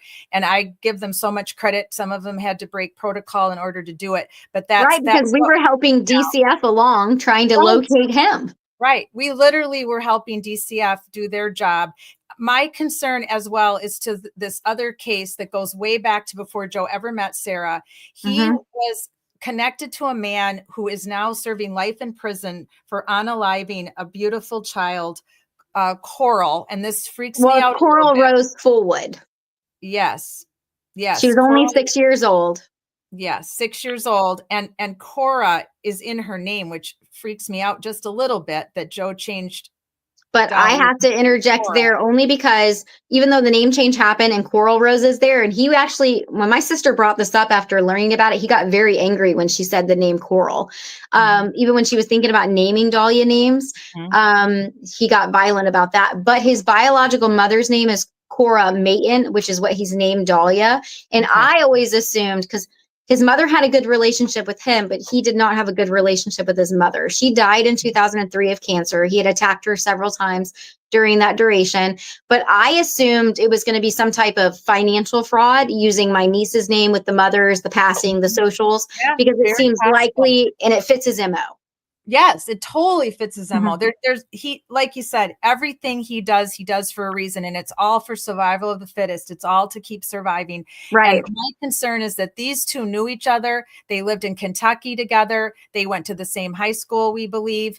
They lived in they definitely both moved from the general area in Kentucky in 2003 to the Northport, Sarasota area in 2003 at the same rate and same time. But Joseph is listed on a murder investigation where they were requesting his DNA without a physical warrant, just by request. And Joseph refused the DNA. And they know that multiple men were in the home where the act of the child happened, and it was being recorded. And not just that child. They just never got enough evidence for any other child. These losers, these complete psychopaths hurt other children. There's Right. absolutely no doubt about it. But So I can this definitely guy say I've is never been asked for DNA in a crime or a supposed crime. And it wasn't No. because he was just a neighbor. It was No, clearly because of allegations of pedophilia and other allegations of sexual assaults with children and stalking of children and, you know, women that, for, you know what I mean? That's why he was asked for DNA. absolutely. There's no, And they he have a refused. lot. And he refused. They have a lot just to ask him. They needed a lot just to ask him. And the fact they didn't have enough to get the warrant for his DNA. They did.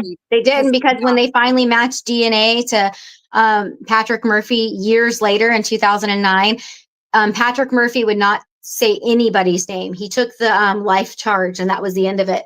But Right. Joseph's the type to idly threaten somebody, even if he was allegedly part of a pedophile ring, and that's where he fit the mold. But this work photo here does not, you would never in a million years. He just looks like a normal run-of-the-mill guy. You would just pass him by. You'd probably swipe left. Right. This person literally that you has done all of these things to Sara since he originally met her, when he started stalking her when she was still in high school. This Right. nice And mind you, and people need to understand, this isn't even like a hatred between me and him. I have other than when he was involved in child custody with my niece and showed up in Florida in the 2019 era, I had never once met Joseph. Not one time. No, I'd never had dinner with him. I'd never seen him in a store. I had never even seen a picture of him. I didn't know who Joe was, other than the Sara talking about him. His actions speak for themselves. That there's so much evidence, so many actions, so many things that he has done. Area says, well, now we know there's a lot of other alleged victims, and they keep a victim circle of domestic violence together. Some he dated, some he did not. Right. Some have filed restraining orders ungranted. Some are in hiding, but they all keep communication with each other to protect themselves from him, to the point where they've told their families, if anything happens randomly and unexpected and it doesn't seem like it should have happened, to report him as the person of interest. Well, yeah. I mean, do you ever feel like that too, Michelle? I mean, he could come for you. I do. Like, for instance, now we have cameras outside of my home, and Joseph's very aware of that. Joseph used to come back and forth down the road driving slow when Sara lived with me, just to intimidate her.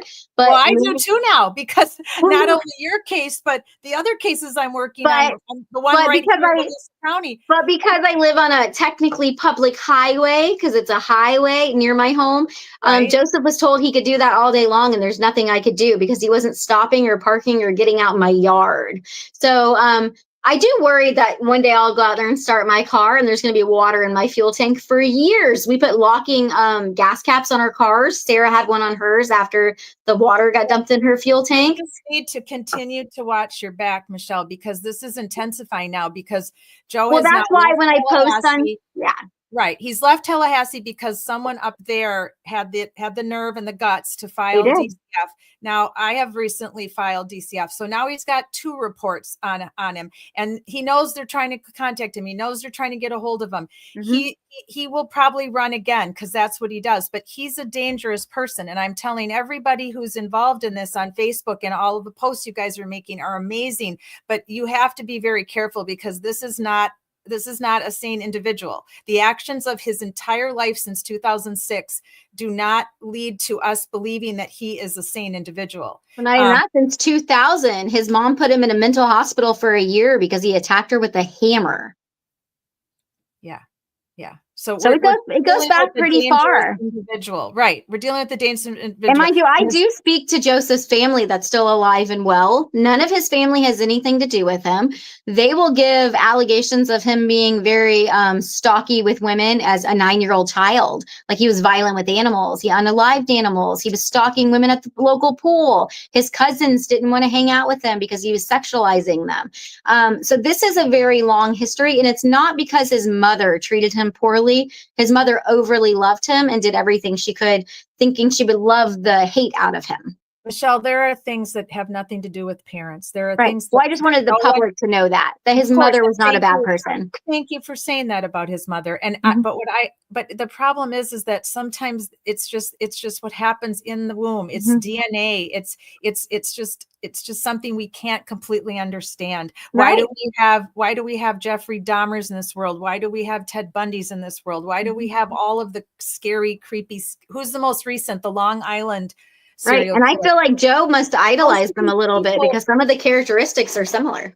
Yeah, it's just horrific. And most of these people, their parents were not at fault. There was nothing their parents did wrong. I mean, what a horrific life to have to lead after this child of yours is found to be a serial killer and people assuming that it's your fault, that you did Right. something. That's not the case. You can look it up in psychology books. So other social workers, other psychiatrists, psychologists can tell you that there is something that can happen sometimes during the whole process of when this child is being conceived and growing, that Mhm. something goes haywire. And that's why there are some people that are not rehabilitated. You can't rehabilitate them. So I understand that. As much as I believe in rehabilitation, I also know there are certain individuals that can never be rehabilitated. Levita's ex-person who tried to strangle her never ever can be rehabilitated. That there's no doubt in my mind. He's done it too many times. I don't believe Joe can be rehabilitated. I really don't. I No, think absolutely not. he's been doing that. This is his entire modus operatus from the very young age, based on reports that you have that are true and factual. And his Reports victims now that reach out to me. Right. DCF report from Kentucky, DCF report from Tallahassee, DCF report now. Basically, I did on behalf of Michelle and Sarah and Cora. This has got to end.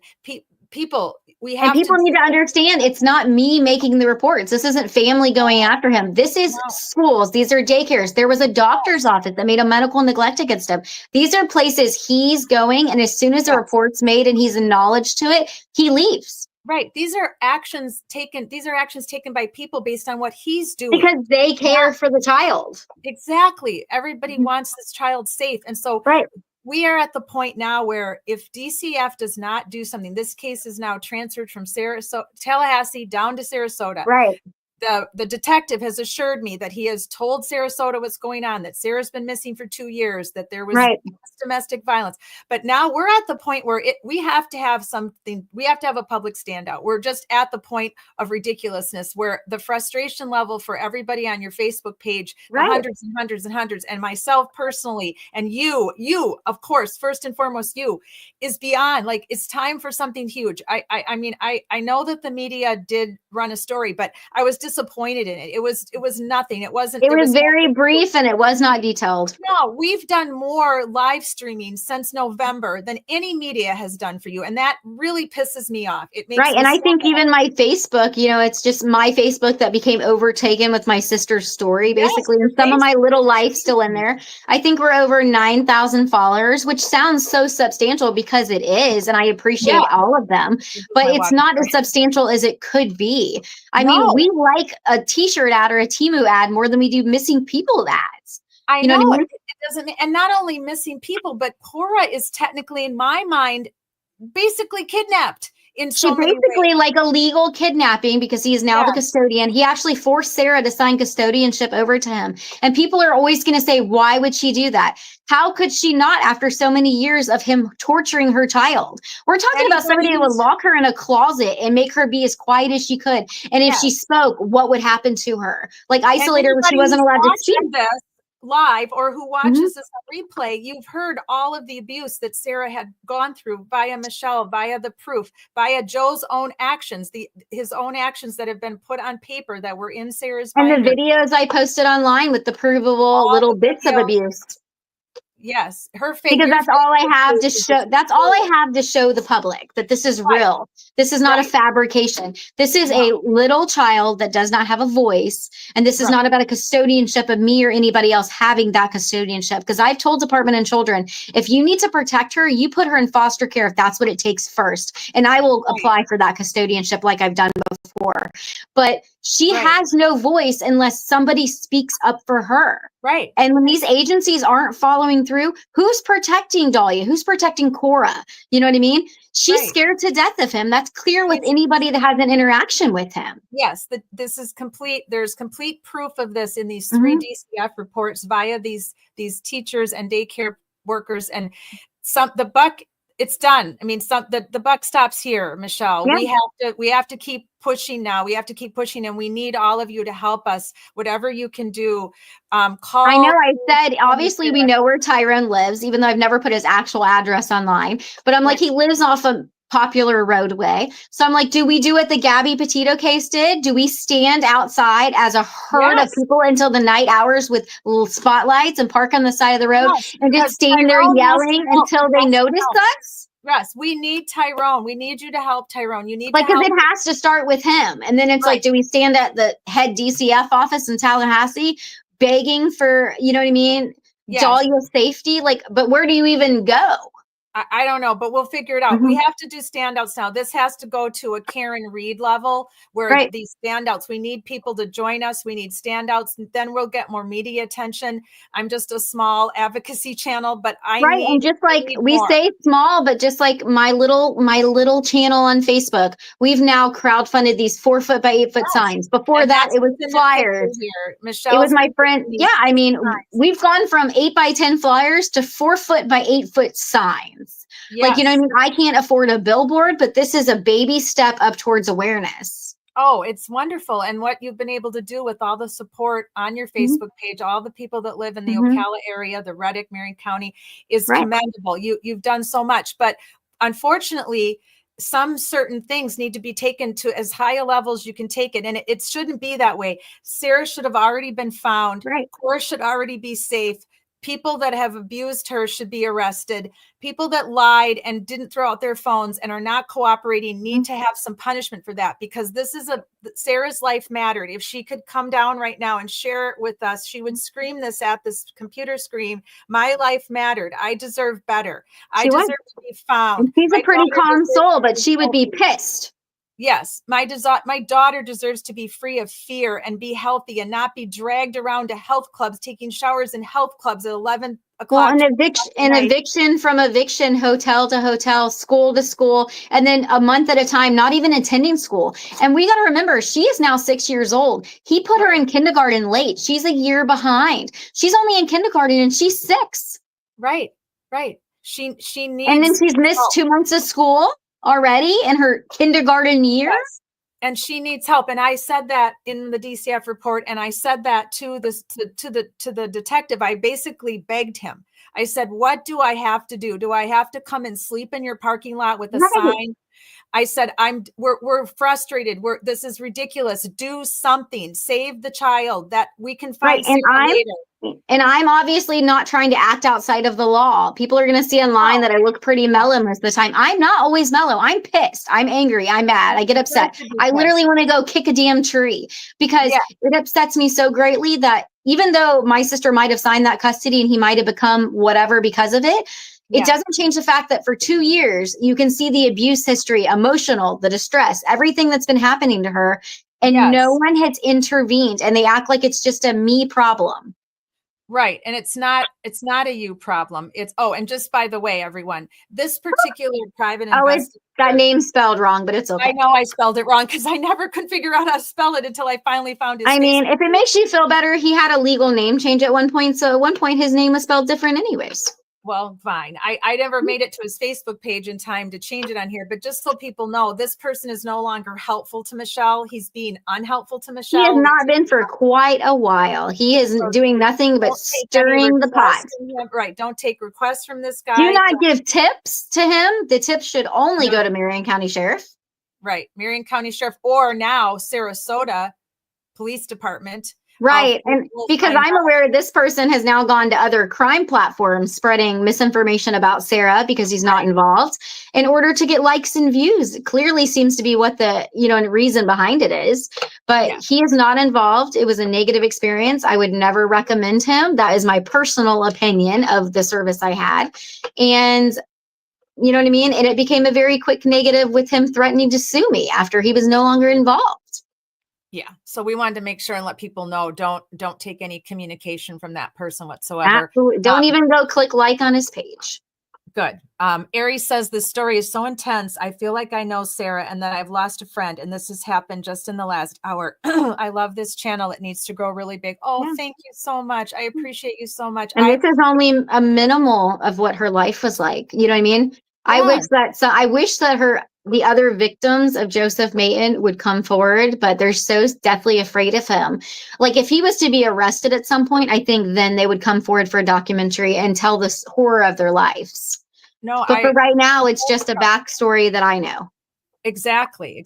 And I hope that maybe someday And, we can right. connect. And with I'm them trying to because be their you all have voice. a It's not mutual- right. right. You all have a mutual, you know, you're victims of this person who's gotten away with manipulation and it has gotten away free all these years. And I just want to remind everybody that you have this beautiful system set up where people can take seashells and write hashtag toss shells for Sarah. Well, or no, we just write hashtag Sara Ebersole inside of them. Okay. And then when they go on social media to put toss shells for Sarah, that way people know when they find the shell, wherever it is, doesn't matter if you leave it in the forest, at the ocean, at your favorite park, at an amusement, it doesn't matter. Wherever you see something that is immersing and makes you happy, leave a shell. And I will ship the shells. You can find your own shell. It doesn't matter. Because when somebody finds it, it's eco-friendly like Sarah would have loved. She loved the beach. It's going to say, they're going to go, who the hell is Sara Ebersole? They're going to look it up and they're going to realize she's missing for as long as she's been missing,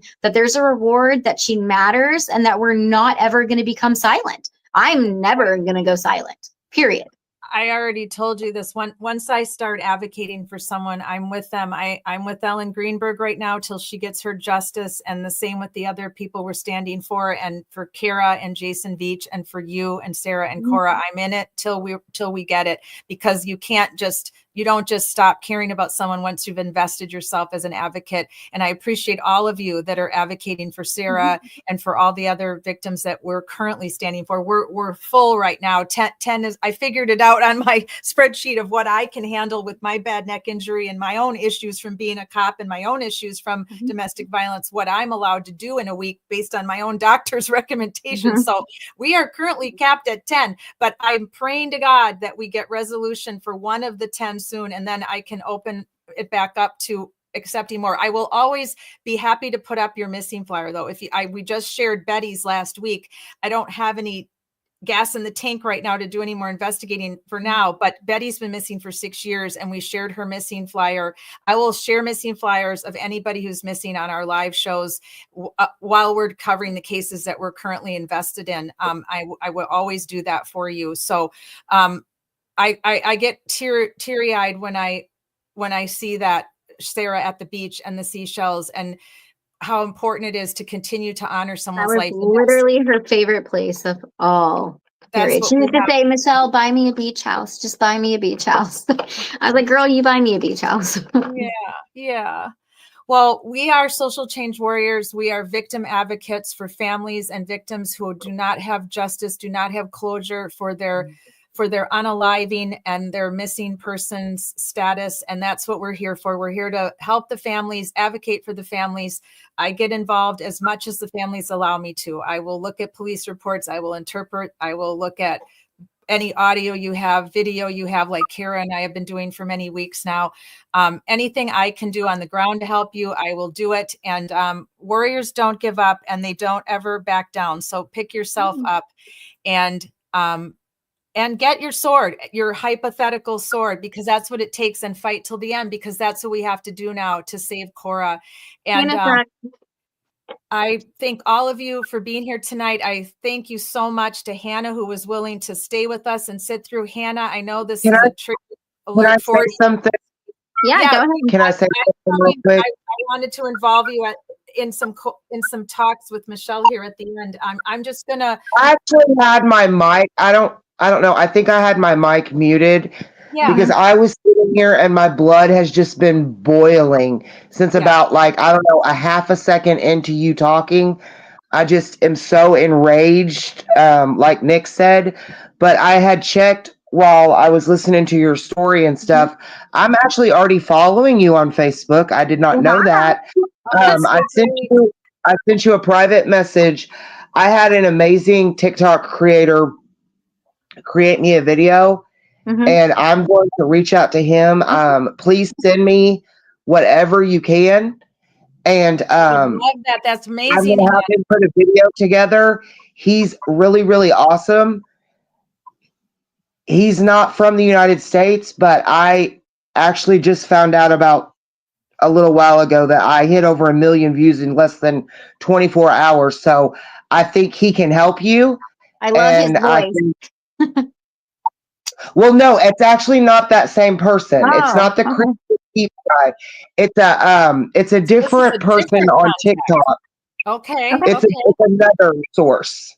All right, fantastic, Hannah. When we can collaborate like this and share resources and share sources, it's just fantastic. It really is fantastic. I definitely want to be in touch with the creep and peep for sure. And then whatever you can do for Michelle with TikTok, I Yeah. have no clue about And TikTok. I'll You check guys, my spam box because a lot of messages go there. good. Okay, so Whatever. I messaged your Facebook. I was already following you, and I left a comment on your post. But yeah, as soon as you can, return my message and send me whatever information I can give to the guy, and Okay. he will create a TikTok on his page. Mhm. But it gets so many views, it's ridiculous. You will get Okay. That's I amazing. It's all about awareness. I don't care who gets the want views. You know what I mean? It's about awareness. It's about awareness. I want justice for Sarah. I want justice for Dahlia. I want justice for you. I am absolutely heartbroken that this is even reality. I know This it. is It bull. doesn't feel like reality. It feels I like think what I've been different told the universe. most is this sounds like a Lifetime movie. And I always say, well, then choose who's going to play you in it because one day it will be.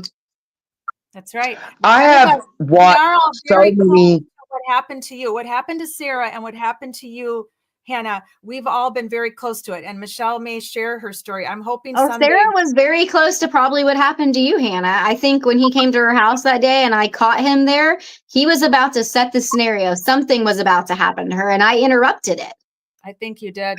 I This think is this just has not been in. okay. Like, Mhm. Yeah. it's just not okay. Like Yeah. I have been obsessed with true crime, and I have watched shows and heard stories, and yes, they are all heartbreaking. Right. But at this point in my life, it is not very often that I am truly shocked. And this is one of the most shocking stories I have ever heard, and I am so sorry that you are going through this with your family. The justice, the lack of justice is Yeah. fucking bullshit. And that's Sorry, the but thing I'm with, not. and that's the thing with Sarah's case. It's not even just me acknowledging that it happened. Most of it's been documented by police reports, even him holding her hostage in the car and trying to get her to sign custody. The sheriff was there. He had her keys. They didn't arrest him. Right. Right. This is what I'm upset about. Sorry, guys. I didn't mean to hit that yet. I hit it at the very end. I just You're brought it up fine. on the side and it popped up. What makes me the maddest about this in totality is that this is an epic total system failure. We're talking about system failure going all the way back to when Joe was 9 years old. Right. This is an epic system failure. And even what's going on with Tyrone, where they know for a fact he was with Sarah, that he was definitely one of the last people to be with her if he didn't hand her off to Joe, or if Joe wasn't already there waiting at the house when Tyrone dropped her off.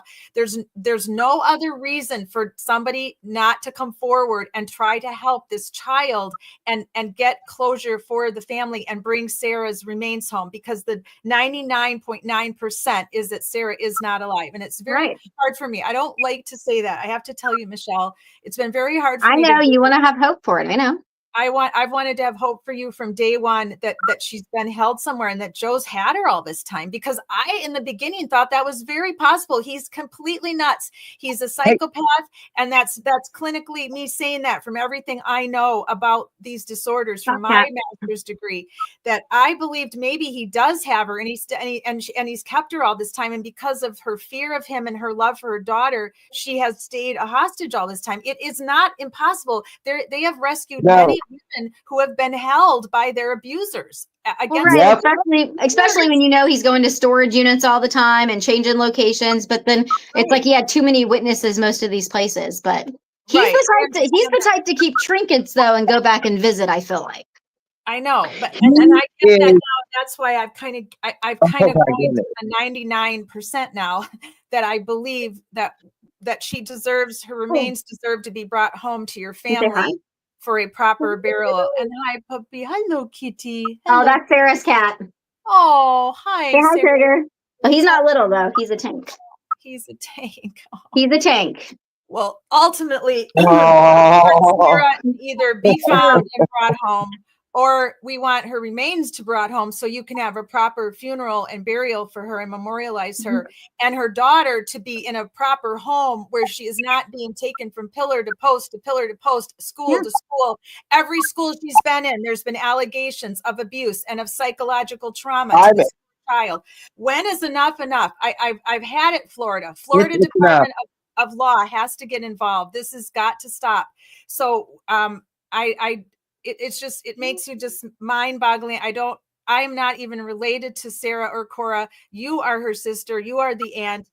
I commend you for everything you've done for 2 years. I commend you for staying sane, number one, as well. Number two, for staying Don't worry, I have my moments where I would probably go viral if I recorded myself when I got real mad, but I'm sure as a you would. But I'm just Yeah. making another plea to you, Tyrone and Tyrone's family. If you're watching this on the replay, come into Marion County Sheriff. Tell them where you were last with Sara. They know she was in your car. Don't tell us she wasn't. That's insulting to us. It's insulting to science. It's insulting to Marion County, who's been working this case for 2 years. Enough is enough. 2 years have gone by. Now we believe Dahlia is in danger. So you have children. Miss Indy, Tyrone's mother, you're a grandmother. Look at this face. How can you all sleep at night looking at the face of this child, knowing what danger she's in every day? So we aren't going to quit. Karen Reed's case has that saying now where they say, I ain't got no quit. We ain't got no quit. Well, there you go. We ain't got no quit. We're not stopping. And I told the detective that. I said, we will call here every day. We will start having protests. We will do whatever we have to do now. I actually wrote to Nancy Grace. I've written to, who's the other wonderful true crimer, Michelle, that I wrote to? Kendall Ray. Kendall Ray. I've texted with Surviving the Survivor. I have emailed Gavin Fish. I have reached out to so many true crime people because Sarah's We need case like Nancy Grace and Dr. Phil. I figure like they like the most drama. Well, I know they all have. There's so many missing people. There's so many homicides and there's so many domestic violence homicides. But this case is so different and so severe. And Well, not even that. Then you have Tyra. Then you have Tyrone Mormon's family that went on social media, comment after comment. His mother even made a fake Facebook profile just to belittle Sara even more. Right. It makes zero sense. And now the bottom line is it's not just that we have to find Sara or her remains. Cora is in danger. She is a living, breathing child. She is your niece. Yeah. We have to do something. We have to get the public involved now. We have to step this up to the highest level possible. And I told the detective, we are not quitting. We will call you every day if we have to until you help us get Cora home to Michelle. And that's where we're at, everybody. We appreciate you. Sorry we went long. We didn't mean to go this long, but this is what Wednesday nights are for. You did say it was Angry Bitch Club, like yelling, so it kind of worked. This is the Angry Bitch Club. Thursdays, we dive into the case and we look at the evidence and we read the police reports. Wednesday is the Angry Bitch Club, where we get to be as loud and upset and mad at the system as we want to be. And we appreciate all of you so much for your support.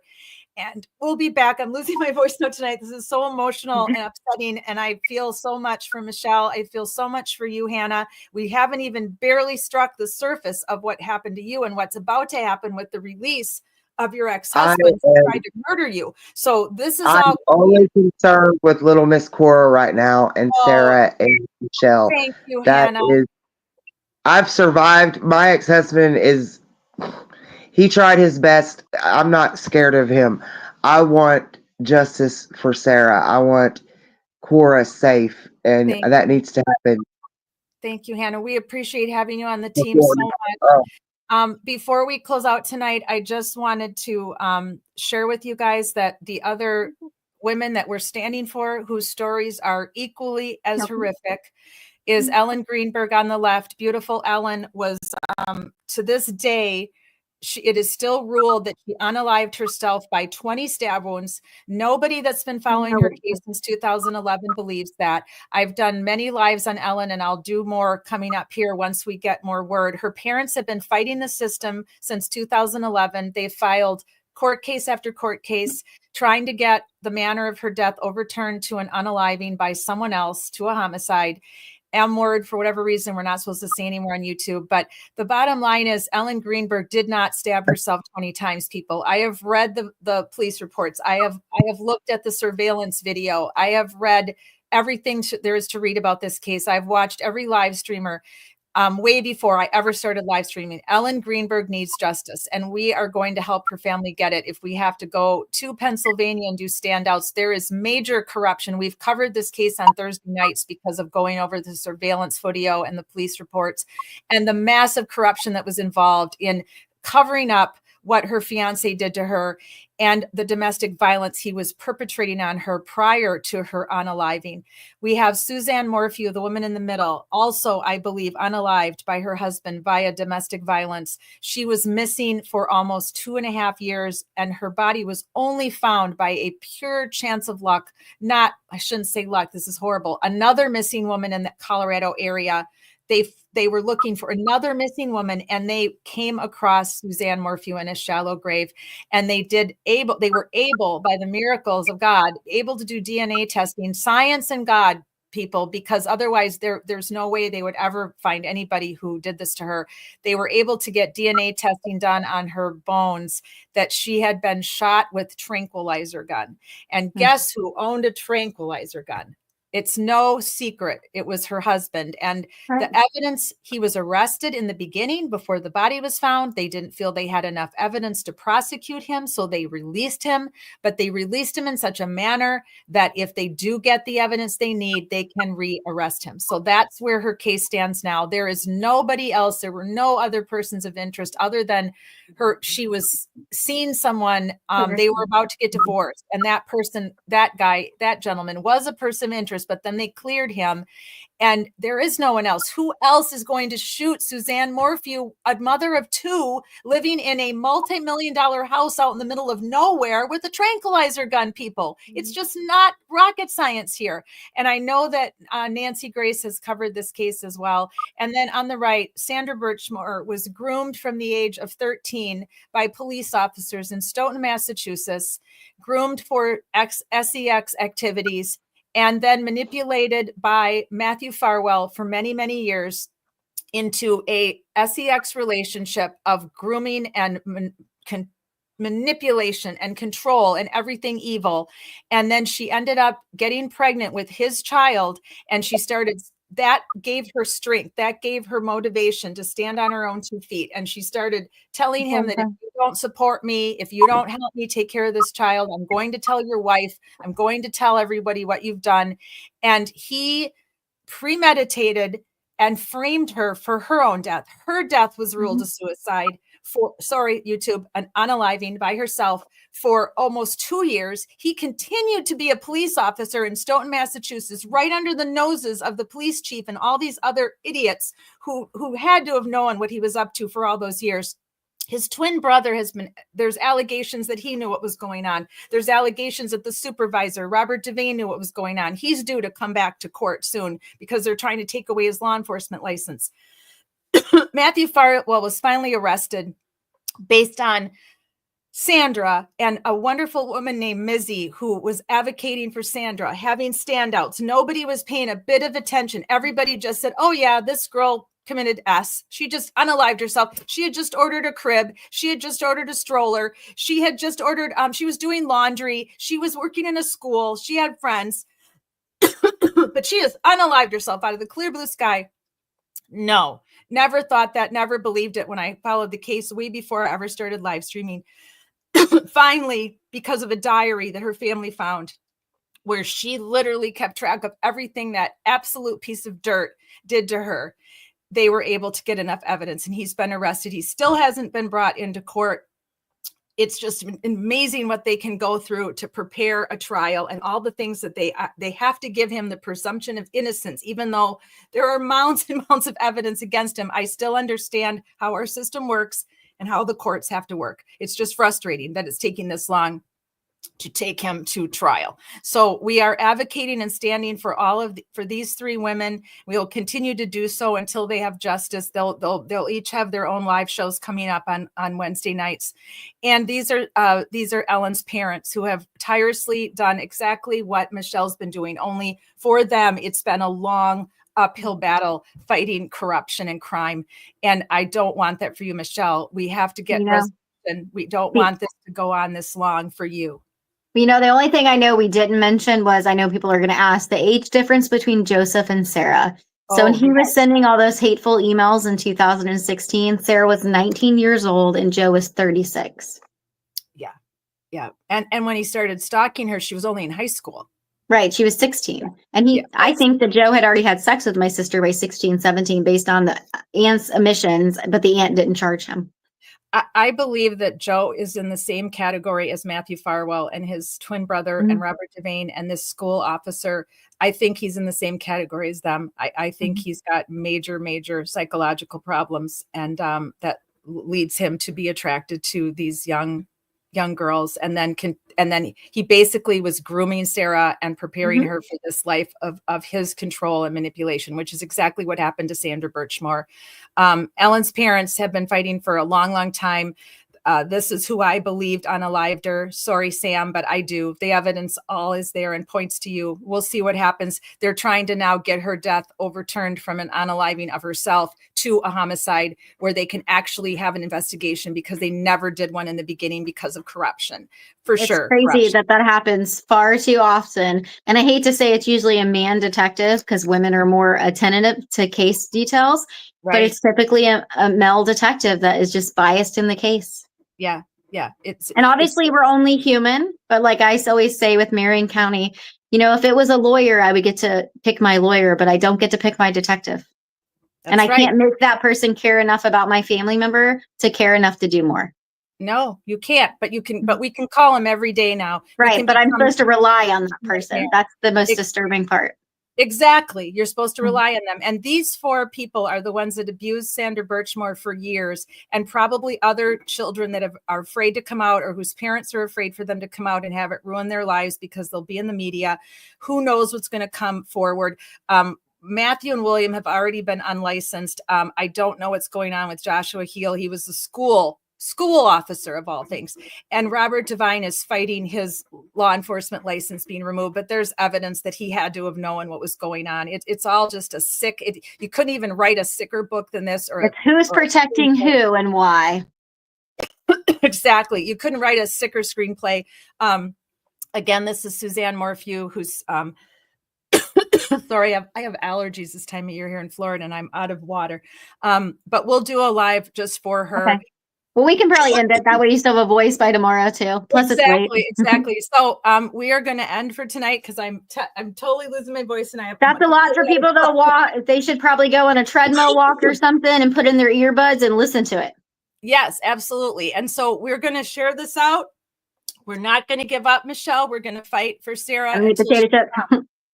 And we're going to support Hannah until Hannah, her book and everything that she may be going through when her ex-husband is released from prison. So thank you, everybody. Before I completely lose my voice, I appreciate all of you so much. Standing for victims of violence and homicide is so hard to do for most people. That's why they don't do it, because they just can't. They can't picture it. They can't imagine what it would be like to be that person, to be Michelle, or to be the Greenbergs, or to be Sandra Birchmore's family, and they should be thankful they never had to picture themselves in that situation. That's right. And so if you can advocate and help us with social media, just any little thing that doesn't upset your life too much or hurt you too much, please do it. If you can come share the missing person flyer. Yes, share the missing person flyer. It's on Michelle's Facebook. And I'll make sure that it's on my Facebook. You can go to my Facebook page. You can go to my Twitter page. I'll put up my contact info here at the end while I play out our music. I need to hear our music at the end, because my creative department is amazing. It inspires me to keep doing what I'm doing, and it helps me to end my night with some calmness that we can get justice. We can't give up, Michelle. So you're an amazing woman. I'll be in touch with you very soon, of course. Okay. And Sarah, we love you. Be at the beach tomorrow. Yes, tomorrow you're going to the beach. So keep me posted on that. And I will be watching college basketball tomorrow. But enjoy. You need a day off too. I do. And then I'll be back Friday night, guys, for Friday Night Lies, where we're going to talk about the Karen Reed case and all the updates, and also the witnesses on duty this week to be critiqued and figure out if they're lying or did they tell the truth or are they evasive are Ryan Nagel, Ricky, the driver of the truck, and Heather. They, to me, are pivotal witnesses that there's no way that Karen Reed hit John O'Keefe with her car. So I hope you'll join us. There was a lot of things coming out this week. That's Friday Night Lies at 9 p.m. Eastern on Friday. And we'll be back next Wednesday. I'll let you know who our guests will be on the Angry Bitch Club. And then next Thursday, we may still be off depending on how much research I have to do with Kara and with Michelle. I may need that as another research day. So we may not be back for calling out corruption for maybe 2 weeks, but I'll keep you posted. And the shows are always listed on YouTube and on my social medias. Thank you, everyone. Good night, Michelle. Love you, girl. Good night. All right. Keep Bye. safe. All right. Well, bye. Going to bed. Best, everyone. Yes, everyone go to bed. And thank I'm you. eating potato chips and then I'm going to bed. Very good. I'm going to have a snack too. It's all about everyone. balance. All right. This is our contact info. If you want to reach me by email or on Twitter, this is our Cash App. If you want to make a small donation, the donations are only for program costs. Anything above program costs will go to the victims' families. And I have someone who's been volunteering to be an accountant now because I don't want, this is my volunteer life till I die. So I don't want any income from this. Only for program costs to run Social Change Warriors, and then everything else goes to the victims' families. So thank you. I'm going to play out our song, and I hope you'll join us again. We appreciate all of your support. It's just us. My life mattered.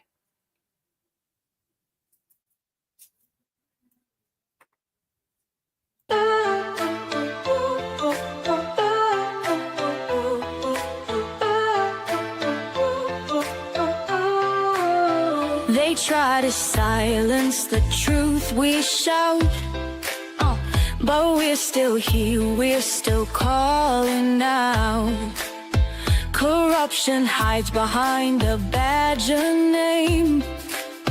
We light the fire, expose the shame. We're justice seekers, we'll fight the fight for every voice lost in the night. My life mattered is the cry we sing for the ones they tried to bury within. It's just us, we're a movement wide. Together we rise, won't run nor hide.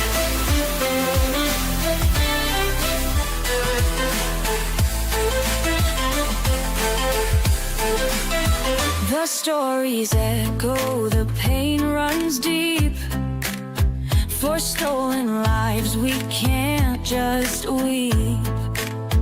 Elected power, but their hearts are cold.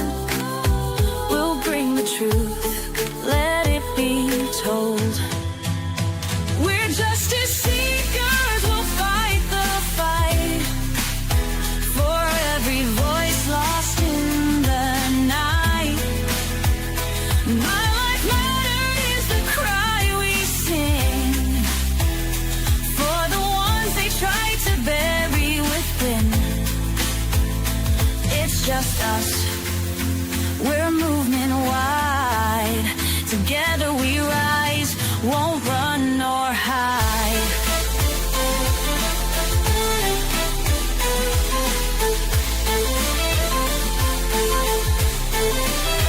We're justice seekers, we'll fight the fight. The heroes undo the harm. Calling out corruption, we'll stand tall for justice and truth. We'll risk it all. My life mattered is the cry we sing. Together we rise, let freedom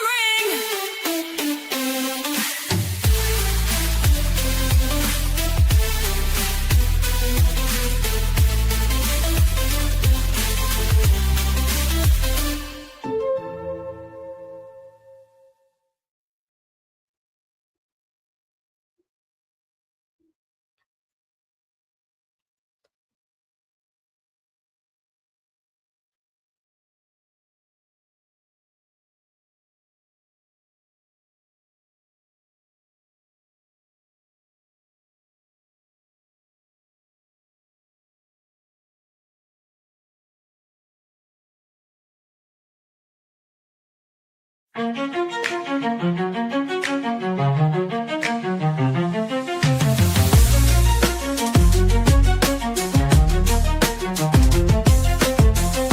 try to silence the truth we shout, but we're still here, we're still calling out. Corruption hides behind a badge and name. We light the fire, expose the shame. We're justice seekers, we'll fight the fight for every voice lost in the night. My life mattered is the cry we sing for the ones they try to bury within. It's just us, we're a movement wide. Together we rise, won't run or hide. The stories echo, the pain runs deep. For stolen lives, we can't just weep. Elected power, but their hearts are cold. We'll bring the truth, let it be told. We're justice seekers, we'll fight the fight for every voice lost in the night. My life matters is the cry we sing for the ones they try to bury within. It's just us.